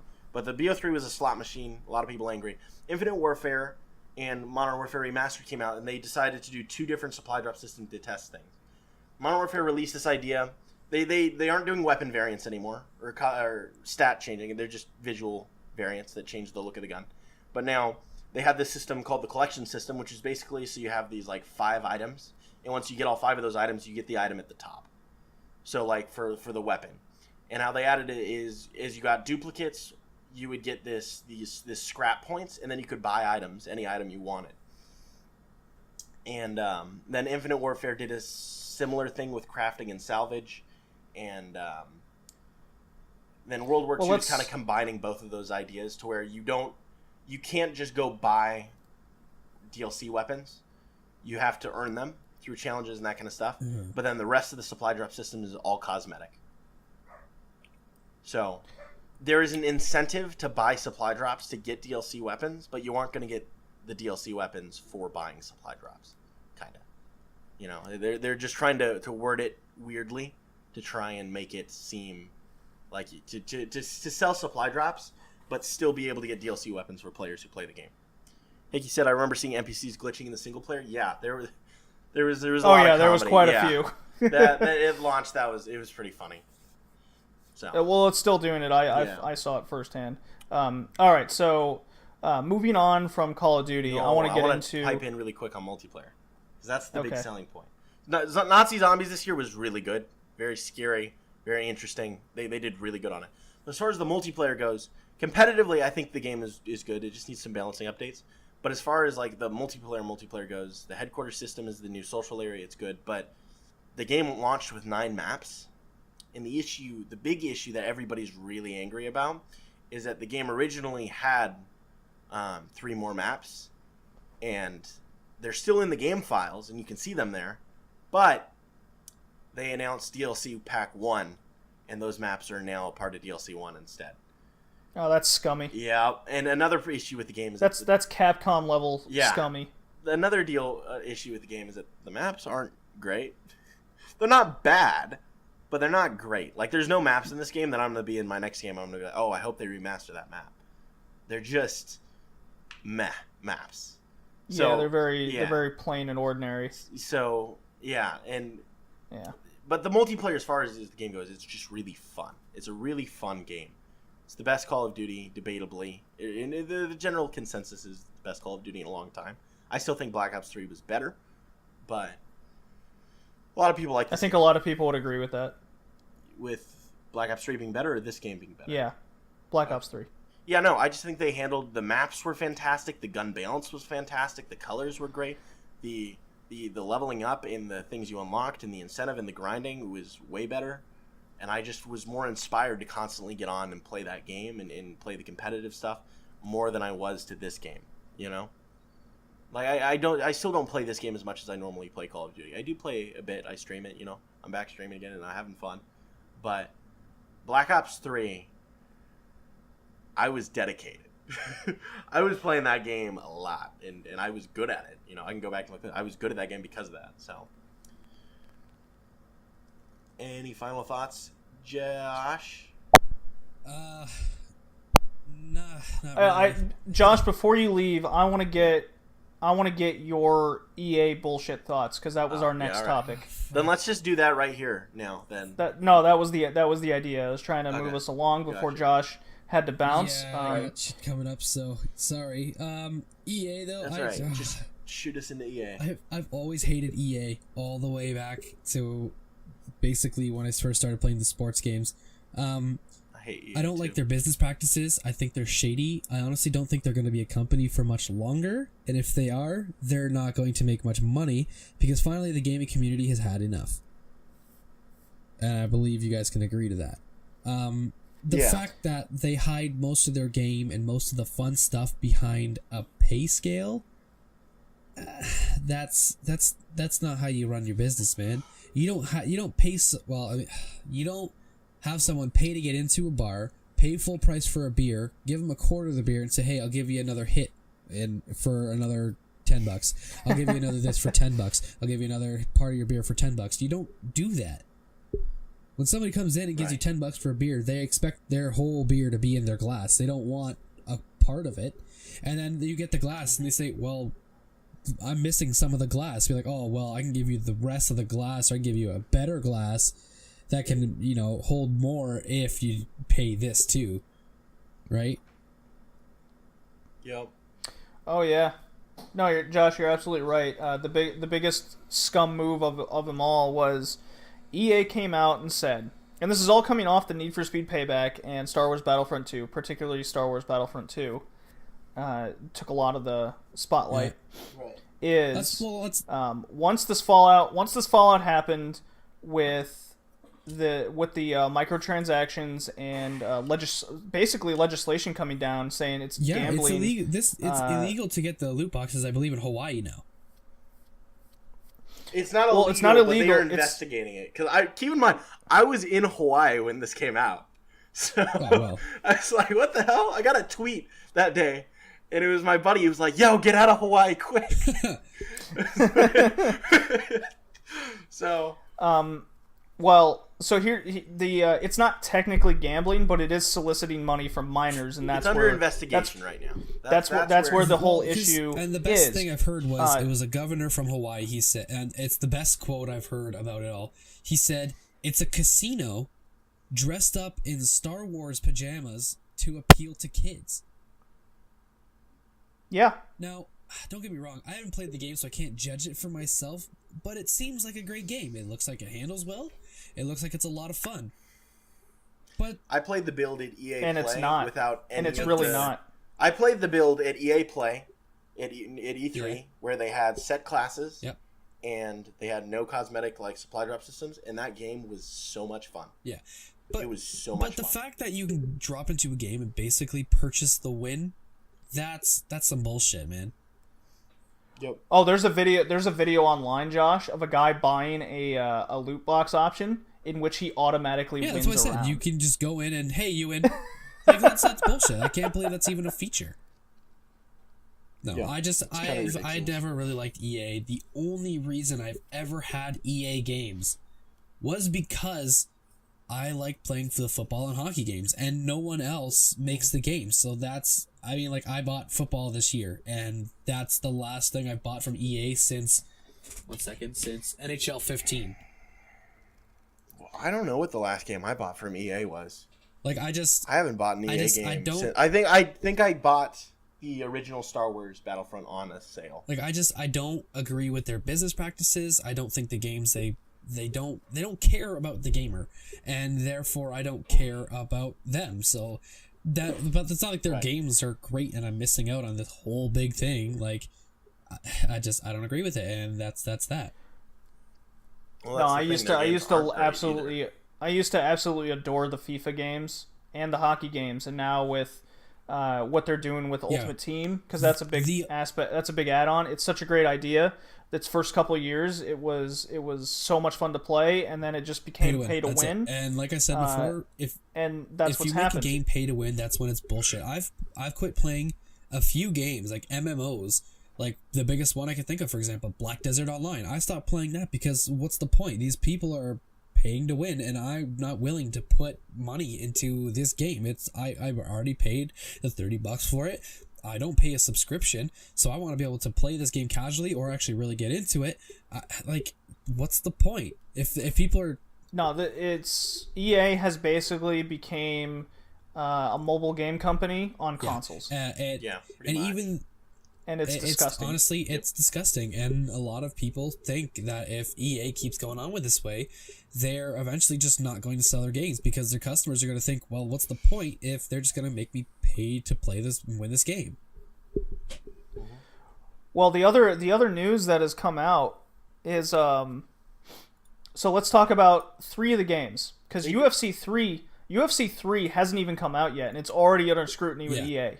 Even after going through this huge Star Wars Battlefront 2 fallout, UFC 3 news came out about its pay-to-win / loot box system, where your fighters, you can buy upgrades to their, let's call it a jab, as an example, to have a better punch than another character you'd be fighting, the same exact fighter, but because the dude has bought the better punch, now he's got the advantage because he paid for it. I will stand by this till the day I die. If you make a game pay to win, you are making a huge mistake. Yeah, you're going to make a few bucks here and there because people are retarded and buy that shit. But, like, it's not good practice, man. I can't. I did just read a statement they made yesterday on how they were changing the progression system in Battlefront 2 and how EA says that this was all a great. So I was actually going to go right into that because that's also controversial. Which they should have learned from the first fucking game. Oh yeah. So here's how it went down. Okay, as Josh said, the casino in Star Wars pajamas came. Yep. Right, everyone was super pissed because the leveling system, you had to play the game for, what was it, 40 hours just to unlock Darth Vader, for example. Yeah. Or you could outright buy certain aspects to get there quicker. Because the leveling system was a slog. Yep. It's a grind unlike anything you can imagine. You'd have to put in an ungodly amount of time. 40 hours. And the game isn't all that great to warrant even doing that. So, EA came out to their investors and said, pulling the loot box system will not impact our game sales. Yeah. Okay? So, this is where, not just game companies in general, what they tell their investors, they tell them the truth because they're the investors. Yeah. If EA says to their investors, the Star Wars game will not be impacted by sales, taking out the loot box system, that means that all that extra profit from the loot boxes will not impact turning a profit based on the game sales themselves. Right. Okay? So, they pulled the loot box system. Not much longer, as Drew was saying, the latest news article, EA had to actually revamp their entire leveling system because then without the loot box system, it was almost impossible to actually get all that content later on. I don't know if it still stands by to this day. I know EA made a statement saying we're going to take the loot boxes out for now, basically. I'm paraphrasing, but that's basically what they had said, was they're taking out for now. So I don't know if they actually finally agreed and took it out or caved and took it out, which good on the community. If the community ultimately has the say in what the companies do. The community, the companies can change the game after it's released. They have the technology. But it comes down to the community to say what is what. And honestly, good on the community for saying enough is enough. So if EA actually did turn around and say, okay, we're taking loot boxes out entirely, not for now, entirely, good on the community. Props and kudos to you guys. Yeah. So what's probably going to end up happening is they only took it. Oh yeah, they're definitely adding back the loot box system. Because they want to turn that extra money profit. Stupid. Right. They want that extra margin of winnings, you might say. But they did have to change that leveling system. So, that right there is admitting to the public that their loot box system impacted gameplay. And that, Josh, is what you were saying is, unless it's cosmetic, it shouldn't be in the game at all. Because at that point, that's where the game is now impacted, and that's where the biggest problem lies. Yeah, so my 2 cents, I can't stand EA. Like, I don't like Bethesda because their games are buggy, and I'm not like. It's not that I don't like Bethesda because those aren't my cups of tea. That's not my cup of tea. I don't like EA because they're fucking scumbags. That's why. So, and that's my 2 cents. Yeah. So, pretty accurate. Yeah. So Josh, you got a bounce here, unfortunately. For everybody watching on my channel, this podcast is still being streamed over on Twitch. What's your handle, Drew? I'll just DM you on Discord, and you can just set up to host me, and it'll auto put them on my channel. Okay, I don't know how to do that, but just go in your chat. You go /host, and then put in my name. Okay. Well, isn't that a cool little feature? Interesting. So as you guys are setting that up, let's talk about the game itself, Star Wars Battlefront 2. Because a lot of people are saying, "Oh, well, it's still a fun game despite that." I would highly disagree. From what I couldn't play this game more than an hour because A, it's broken. Right. Yeah. I thought it was fun at EA Play, and I would play that for more than an hour, and it was even more balanced because the classes that you had required. So, I was playing the story mode, and it was a broken disaster. It was laggy as oh my god. I was laughing in Assassin's Creed Origin because the game is so large, and there's certain aspects where the physics just kind of mold into each other, and you have floating camels. But the game was still playable. You just had a floating camel. Right. Yeah. As Egypt was. Yeah. As Egypt was. Yeah. Floating camels just were terrible during those times. Cleopatra had her hands full. Let's take for example what many people are experiencing. Is during a TIE fighter scene where you're going through space, the screen constantly jerks. Ooh, that sounds constantly. You can't even go through space in any smooth manner. When you're firing the laser weapon, you're lucky if you can hit anything, whether it's in the spaceship or let's even take it to the ground. You're not hitting anything on the ground. Right. At all. So that's broken. Right. I experienced relentlessly how when, and we'll get into what's going on in the chat here in a second. I experienced relentlessly. I played a little bit of the multiplayer. Whenever I'd come up onto a corner of something, the screen would jerk heavily. Right. Every time, it was nonstop. And I'm just asking people, like, is there an update that I'm missing? Because this is just, I can't play this. It's that bad. Along with the fact that this is my third reason why I couldn't play it anymore.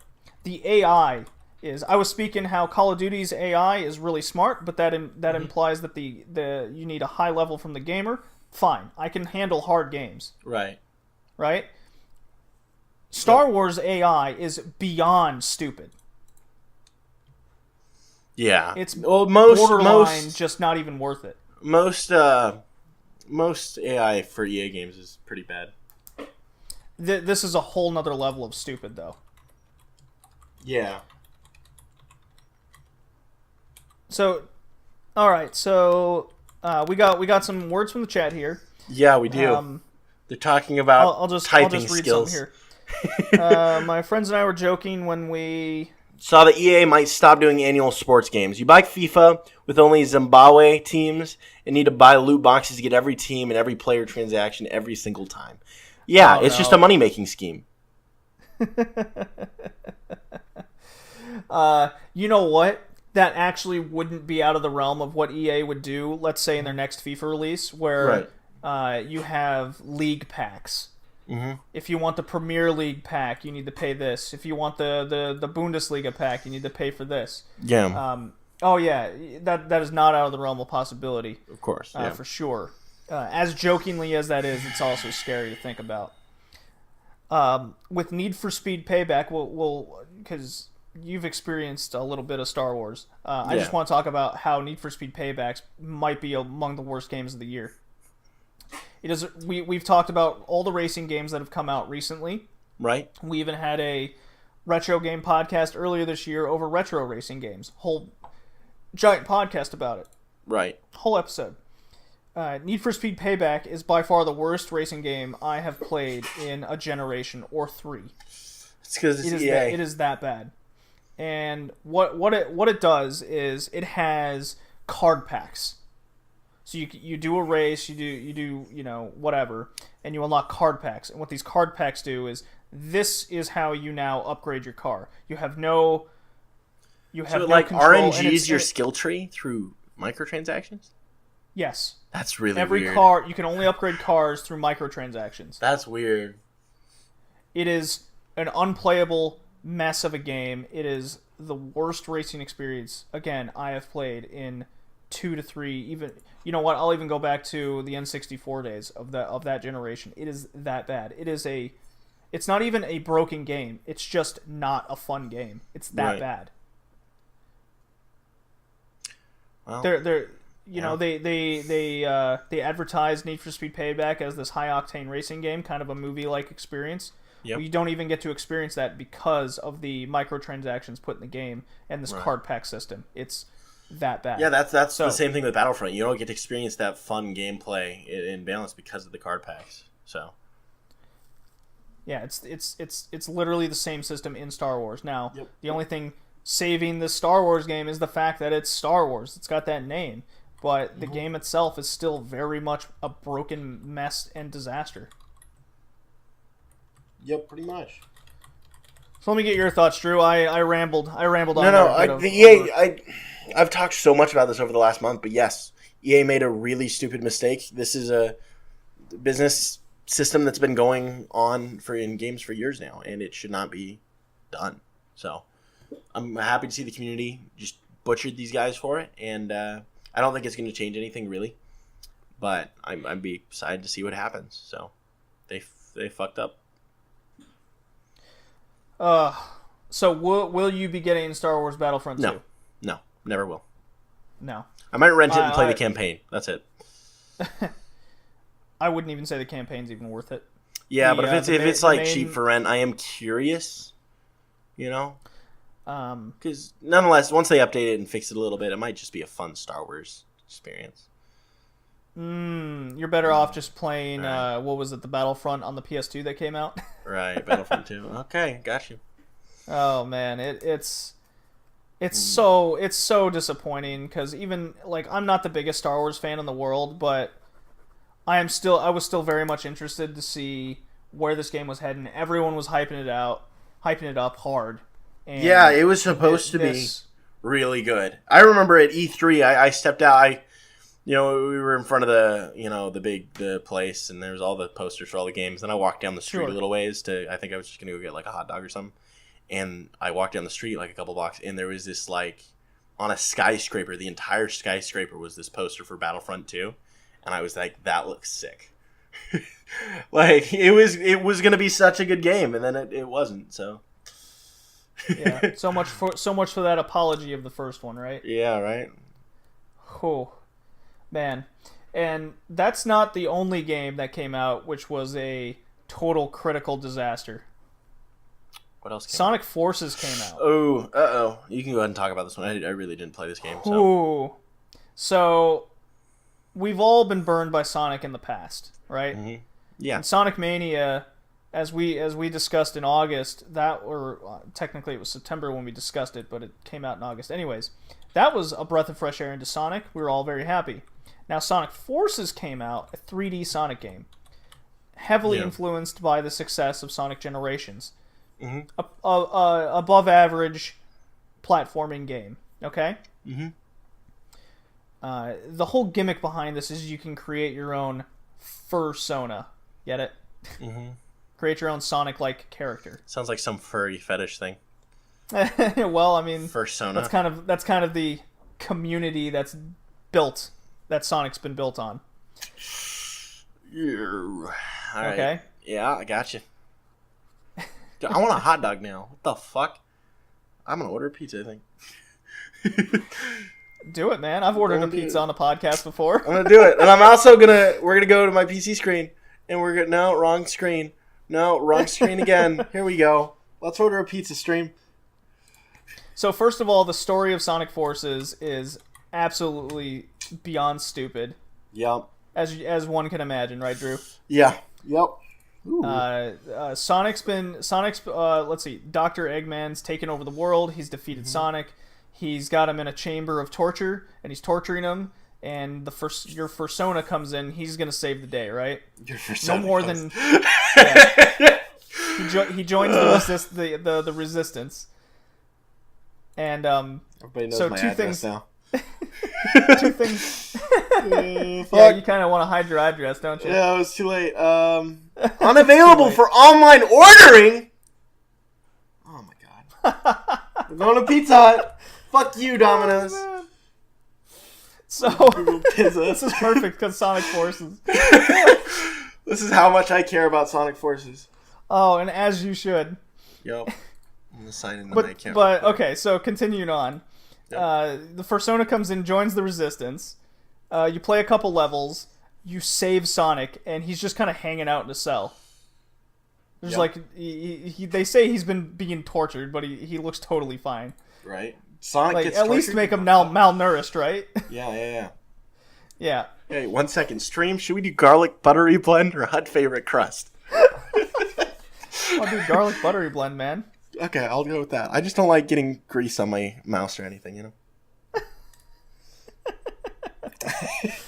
Oh, man. I'll get some grilled chicken on this shit. Some pepperoni. Yeah. Next. So you save Sonic, and in between that, Tails meets Retro Sonic because he was in Generations, I guess. Yeah. So you occasionally play, and I say occasionally very loosely, you play like 4 levels as Retro Sonic in the most bland 2D Sonic level you can imagine, okay? Yep. So maybe going into it, you're like, oh, I get to be my Fursona and play all the levels and have fun, save Sonic in the end, great. No. You play Fursona. You play half the game as your custom character. After every level, you unlock a slew of customizable parts to them. Luckily, they're not microtransactions, right? Oh, well, hopefully. Where's my debit card? Then you switch between him and Sonic. Sounds Occasionally, like a garbage very game, man. That's all I got.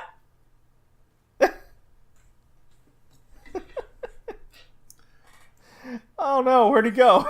I'm here. I just grabbed my debit card so I can get a big, thick pizza, you know? Oh god, are you gonna pay in Bitcoin? I hear that's hot now. Oh, I could do that? I don't know. Probably not. I could. Maybe. Could use my only Bitcoin for it. Oh, and they have the special edition, like, super cheesy crust pizza right now. Oh, shit. Should I get a dipping sauce stream? Beat this, so, Drew, you blue can cheese. beat Sonic Forces in like 3.5 hours. Right? Really? There isn't much to the game at all, other than the whole character customization. It's a game for the Sonic fan base. Yeah. It's the levels that are there are just very okay. It's an okay game. Yeah. I just wouldn't recommend it. You know, maybe if the game goes down to like $10, then yeah, it'd be worth that price. But right now, no. It's the reviews are incredibly harsh for it, but I think it does warrant like a 5 out of 10 for sure. Mm-hmm. It's just average. Okay. Yeah.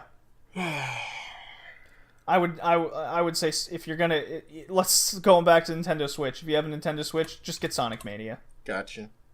You know, people there's no reason to get Sonic Forces. I have e-girls crushing on me in my chat. Oh yeah. Yeah. This is fun. Blue cheese. Yeah. Okay. Anyway, what's the next game? What game obviously Sonic. I don't fucking care about Sonic. Sorry, guys. I did not play this game. I did not care. I did not care about it, and it looked like it was going to be garbage, and I was like, I don't want to. Yeah, it's pretty garbage. Yeah, I'm not gonna. So Pokemon Ultra Sun and Moon came out. Did it. You like Pokemon? I do. I'm going to pay cash. I'm going to pay cash for this order. Do you have a 3DS, Drew? I sold it, and I'm kind of regretting it. Oh yeah, that was a bad mistake. Yeah, I just was getting a Switch, and I was like, I don't want to. I had a Vita, and I sold my Vita and my 3DS, so I was like, eh. You sold a Vita too? Yeah. Oh, you scrub. Yeah. Yeah, so this won't be very long because Pokemon Sun and Moon has been out for over a year now. From what I can see already, I'm 3 islands in. Yeah. For what it's worth, you go island to island and complete island trials. That's the whole point of Pokemon. It's a very different game. It's a fresh of breath air for sure to the Pokemon franchise. Mm-hmm. What Ultra Sun and Moon has done, fixing up from Sun and Moon, is you get started much quicker. Right. Because from what I remember, the journey of just getting the Pokemon it took like an hour just to get going. Oh my god! Yeah, like almost it's like an 3 hour. hours into that game and barely got anything done. And I was like, oh my god. Yeah, this time around, they or at least with the Ultra Sun and Moon little update that they've done, is you get your Pokemon right away. You can fight with them right away. The story progresses a little bit quicker. I really like it. It's if you haven't played a Pokemon in the last few generations, I would definitely say this is a good place to start back up again. It's Gotcha. very fresh. It's a new take. The new Pokemon are the most original I've seen in a long time. Out of like the 5 Pokemon that are actually there, that aren't just rehashes. Well, even the ones that are rehashes, I'm having a lot of fun with just the new element and the new designs of even the old Pokemon. Right? Like, yeah. I told you briefly about my party. I've been bouncing around in this. I got old Sandshrew, and then I got Alola Sandshrew. I got Cubone, and then Alola Marowak. There you go. So it's Good like stuff, I get to man. have my favorite Pokemon twice now, and it does 2 different things. It's a lot of fun. Does sound fun. And then just simple gaming mechanics that, Pokemon's been in a need of for forever. You know, just the fact that you can press a single button and throw a Pokeball now instead of going into a menu. Yeah, Just things like that. I really want it to become more of a third person. There was this game that came out called Pokemon Generations, which it turned kind of into a brawler. You threw your Pokemon, and then instead of just sitting back, you actually controlled that Pokemon, ran around, you attacked. It was like a fighting game, 3D fighting game. I'm hoping that's kind of what the Switch goes at, because I would love a much larger interactable. I like the turn-based stuff, but I like a more immersive world, because turn-based I don't find too much that immersive. It would be really cool if they used the Xenoblade engine for that. Then Xenoblade engine, and I think even if you do want to do turn-based, make the battles like Pokemon Coliseum, right? What is the engine? Xenoblade Chronicles 2 engine. That's what I'm fan curious game. to see. Generations. That was a really good Pokemon game. Yeah, and it was cool. I really hope they do something like that. The Angel engine. Sounds distinctly At least that's Japanese. what it's being dubbed as. The Angel engine. It's Unreal Engine 4 dubbed the Angel engine. And Nintendo lawsuits, yeah. Well. Okay. Yep. Something along those lines is what I'm getting. Yep. So, if it could, because let's face it, Pokemon's never ran at like 1080. Yep. Yeah. I just want to see it. I want to see what we're looking at. Yeah. Well, the for those that aren't familiar with what Xenoblade is and what we're talking about, it's a extremely massive world with where you can see all the creatures in the world on screen in real time. Yeah. So imagine now, instead of these crazy monsters, or even in monster, imagine like Skyrim, aspect, but the bear is not a bear, and instead it is a Pokemon that you can catch, and then you have random NPCs around that you can fight. Yeah, and progress with a world story. Yeah, that would be awesome. What if you could punch in that game? What if I could just run up to a chainer and just punch him? Punch him and steal his Pokemon? The evil run? Yo, what if this was like Infamous and we have like a moral like compass that we can play with in the game? And like instead of like picking my first Pokemon with the professor, I could just go outside and like beat the shit out of a little kid and take his Marill. Like no. How sick would that be? Yeah, and then Team Rocket comes. It's like, we like your style. Would you like to steal Pokemon dude, with us? What if you could? Yeah, you get a Team Rocket uniform. You take over the world. You blow up. You interact with like terrorist attacks. Like, how cool would that be? Something tells me though that isn't gonna happen. It's because Nintendo's not creative and they wouldn't do cool stuff. Oh god. You'd have they released 2 versions of the game, and one is the bad run, the evil run. Pokemon Good and Pokemon Cooler.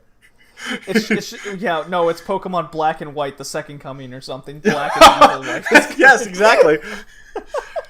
And then Pokemon Gray comes out, which is just like this, like under like cover, just like ground. dark adventure. You just don't know what's going on. That'd be amazing. Oh god. Pokemon Gotta Catch pushes Ash. They're mine now. Pretty much. What is your favorite Pokemon, Drew? Milotic. Milotic. Okay. I'm quite fond of Ralts and all the evolutions, and obviously Sandshrew. I have Glade's pretty awesome, but Milotic. Yes. Do you know who Milotic is? Loosely, I have a picture in my mind. You know, there's like over 700 Pokemon now. I can't keep them all in my head anymore. I'm gonna just DM you this. This thing is a fucking monster. Screw Gyarados. Milotic will just destroy people. Oh, yeah. Yep. You have to... It's a Feebas, and then you have to up the beauty stat high enough, and then you level them up, and that thing is just a monster.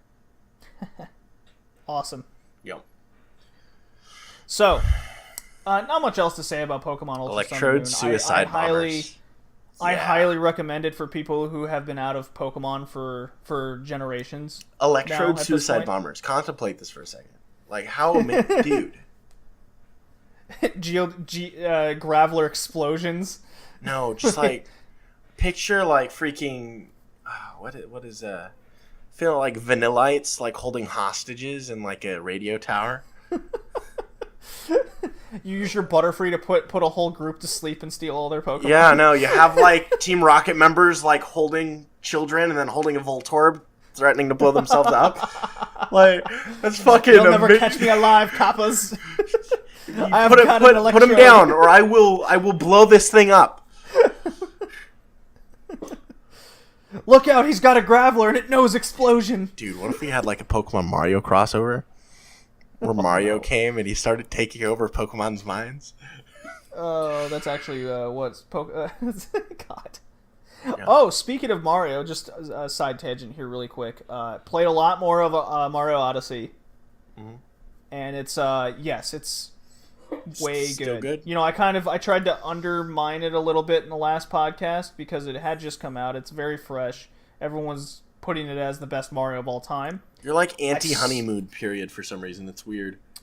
You're like, no, I can't enjoy this because it just came out. Well, no, I don't want to make those kind of statements before, you know, I've played either the full game or I've let a certain amount of time kind of sink in about it. Yeah. You know, that's why I can still say, like, yeah, Zelda is really fucking good, and it's if not the best Zelda that's come out. Yeah, right? definitely. I didn't want to make such assumptions even with Odyssey because I still found a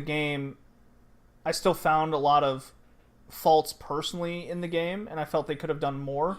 Mm-hmm. They could have, yeah, definitely. I still enjoy Mario 64 more, but I have put it above Sunshine. Okay. You know, in all honesty, Sunshine wasn't that great of a game.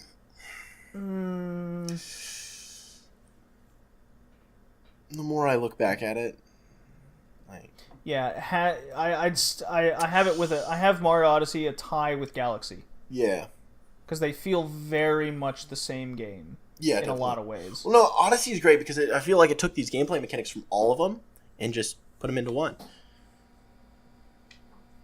So, yeah.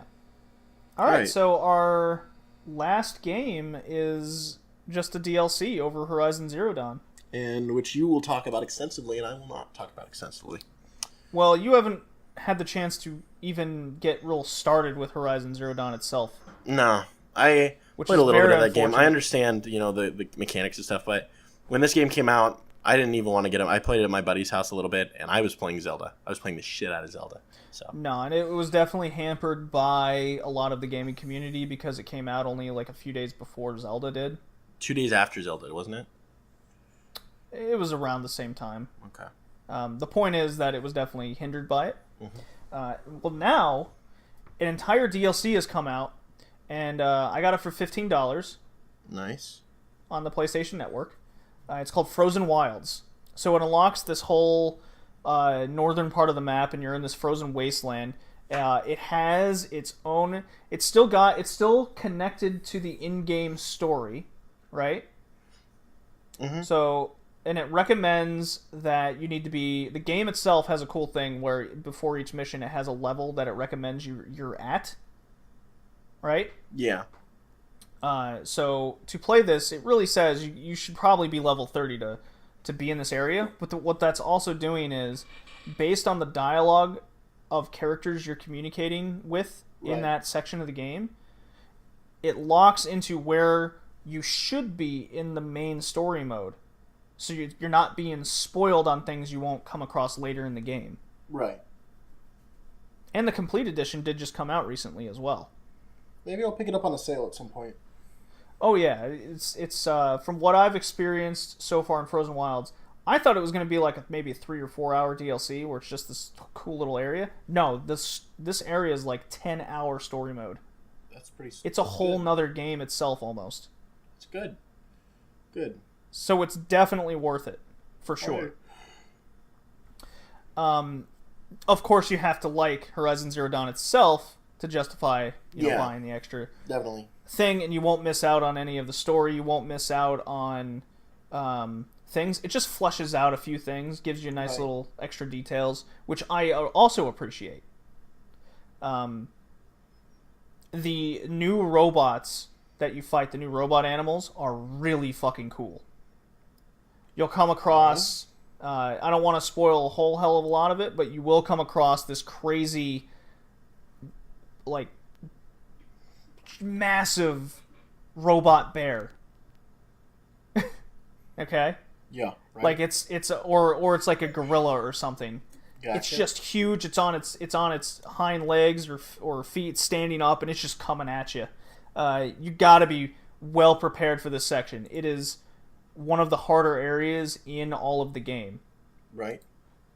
And the fact that it's got this cool winter aspect to it, and within this area of the game, there's also a tribe, this tribal community, and they got this heavy, like witch doctor and chieftain society built, Right. in which each person in the society needs a purpose, or they might as well die.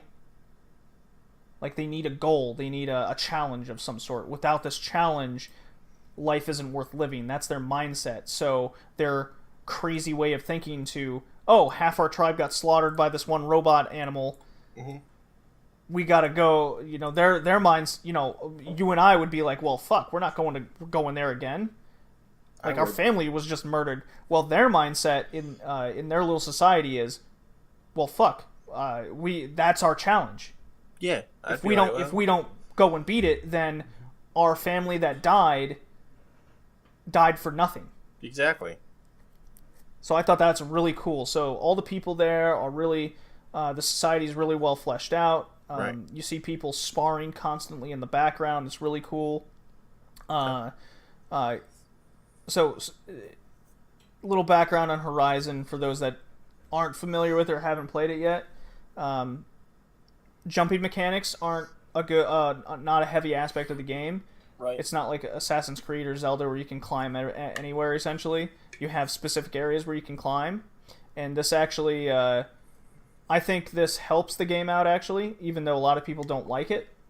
I think it hinders a lot of the game. Right. I think it forces the character, you playing as the character, to think about some battle strategies more if you want to take on some harder robots and whatnot. Right.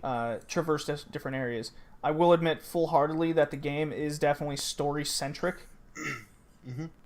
It is a story game. It's a single-player story game, so yeah. It's a very much story-centric game, and Makes sense. you can play it on the easiest level and still have a fun time. I will say that if you do choose to play it on a harder level, it does become a much different game, because then the AI changes. It's not just, let's Destiny as an example, where you're just pumping more bullets into an enemy. They're not actually a harder enemy. Right. That changes in Horizon with a harder difficulty level. By the AI being smarter, or them just having Yes. more damage? Okay. Well, they also have more damage, Right. but they're also smarter. Like they'll combo attacks differently. They'll attack in groups more often instead of solo. So you definitely have to change you have to completely change battle strategies Right. as well. But this DLC is its own. It feels like its own game. It doesn't hinder you from the main game at all. Right. It fleshes out some other story elements. It's got a really cool society based within it. It's awesome, honestly. If you It sounds really awesome. yeah, if you have already completed the game, the main story mode, what it does is you don't have to play the whole game over again. What it does is it backtracks your save file to a certain part in the story, so a certain mission that you're on, and then you can go to that. You do keep your level that you ended with the game. So, for example, if you were like level 50 when you ended the game, Right. it'll put you back at a point in that story, but you stay at level 50. Right. That's nice. So that's pretty cool. So you also then have to suspend your disbelief a bit to put yourself in Aloy's shoes. Be like, okay, at this point in the story, she's not aware of certain things that are happening. It hasn't happened yet, but even though you, the player, have already experienced it. Right. Yeah. So all in all, I mean, if you are as big of a Horizon fan as I am, it's a must-buy. Gotcha. Well, I do want to try it out, so I will at some point. So. Yeah, it's Horizon Zero Dawn is definitely on my Game of the Year nomination list for sure. Mine is still DLC, yeah. And the DLC. We get to do that next month, right? Next cast, we're doing the Game of the Year. Absolutely. We So should that'll each go have a into top 10 our list. We should each have a top 10 list. Top 10 of the year. Yep. Okay. And then do that. hopefully we can get like Kev in here as well, and then we can all just Yeah, so the circulate whole- our 10, our 9, 8, just go down. Yeah, the whole idea behind that is we're gonna have a top 10. We'll have a. This is just my idea. I'm going here. We'll have our Game of the Year. We'll have our Anime Game of the Year, because the Anime other game idea is we anime game? want. Huh? Anime Game of the Year? Oh yeah, because there was a lot of anime games that came out this year. Yeah, okay. True. Basically any game that came out of Japan that has like anime Right. designs and whatnot. So JRPG. Okay, never mind. Yeah, Whether alright. it's because we got, just to name a few, Pokemon Ultra Moon is anime based. Okay. Xenoblade Chronicles 2, Persona 5, just to name a few. I think it's smarter just to do genres, but if you want to do that, sure, let's do it. No, Anime Game of the Year. because genres are very. I don't think there's enough games that come out in every genre. Hence why in a lot of game awards you see best racing and sports game now. The video game awards are tonight. Yeah, that's kind of the other reason why I'm bringing it up. Yeah. I expect Zelda to win Game of the Year just because it's Nintendo and it's Zelda. Yeah, and I think I'm going to choose that for Game of the Year currently. I'm going to sit down and contemplate for a while, but I think that's probably going to be my Game of the Year, spoiler. So, but the idea I want us to think about is not what we think is actually Game of the Year. I want what's your personal Game of the Year. So, Drew, you could totally pull a 180 and be like, yeah, Call of Duty's my Game of the Year. No, Call of Fuck Duty you, is I don't not care my what Game you of the think. Year. You get what Call I'm of saying Duty, now. I don't think Call of Duty has ever been my Game of the Year. Was it Actually, no, your Black Ops 2. best in Call of Duty Was it 4. your best gaming experience of the year? I want you personally because. Oh, my best gaming experience of the year was Zelda. Well, then that's fine. Yeah. Then it works, right? Yeah. That way, we're not all just going, "Oh yeah, it's Zelda," or "Oh yeah, it's Horizon." Yeah. You know, Okay. if someone played Hollow Knight, let's say Hollow Knight came out this year. I think Yeah. it did actually. If that was their best gaming experience of the year, of a release that came out this year, then that's their game of the year. I'd be totally Right. fine with that. So I want. Well, the idea is to get us two naturally, Kevin, Josh, and then at least one person from the anime cast Right. here. Okay. Try and get Joe. Try and get Joe. I'll try. He's not much of a gamer though. He's okay. more of a fighting gamer. I'm gonna try and get Tori because Okay. he's actually played a lot of these games this year. That'll be fun. Okay. Can't wait Yeah. to just bitch with Tori. All right. Well, So is that that it? was- Is that what we yeah. got? Dude, that's it. Awesome. That was a fun cast. That was a fun cast. Anyway, yeah, y'all, we're going to be doing next, we're going to be streaming, I'll stream the next one as well. You know, you can follow my Twitter, I'll put it up, try and get a date, book it a ball, and then Mr. Bowling JD over there.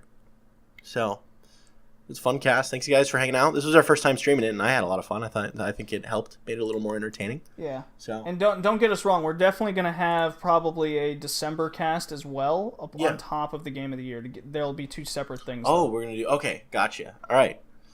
So then I'll make sure and keep those things on Twitter, keep them updated. You know, we got it going. So thank you all for watching. This was a fun one. Josh was here. He's not here anymore. JD can give your plug.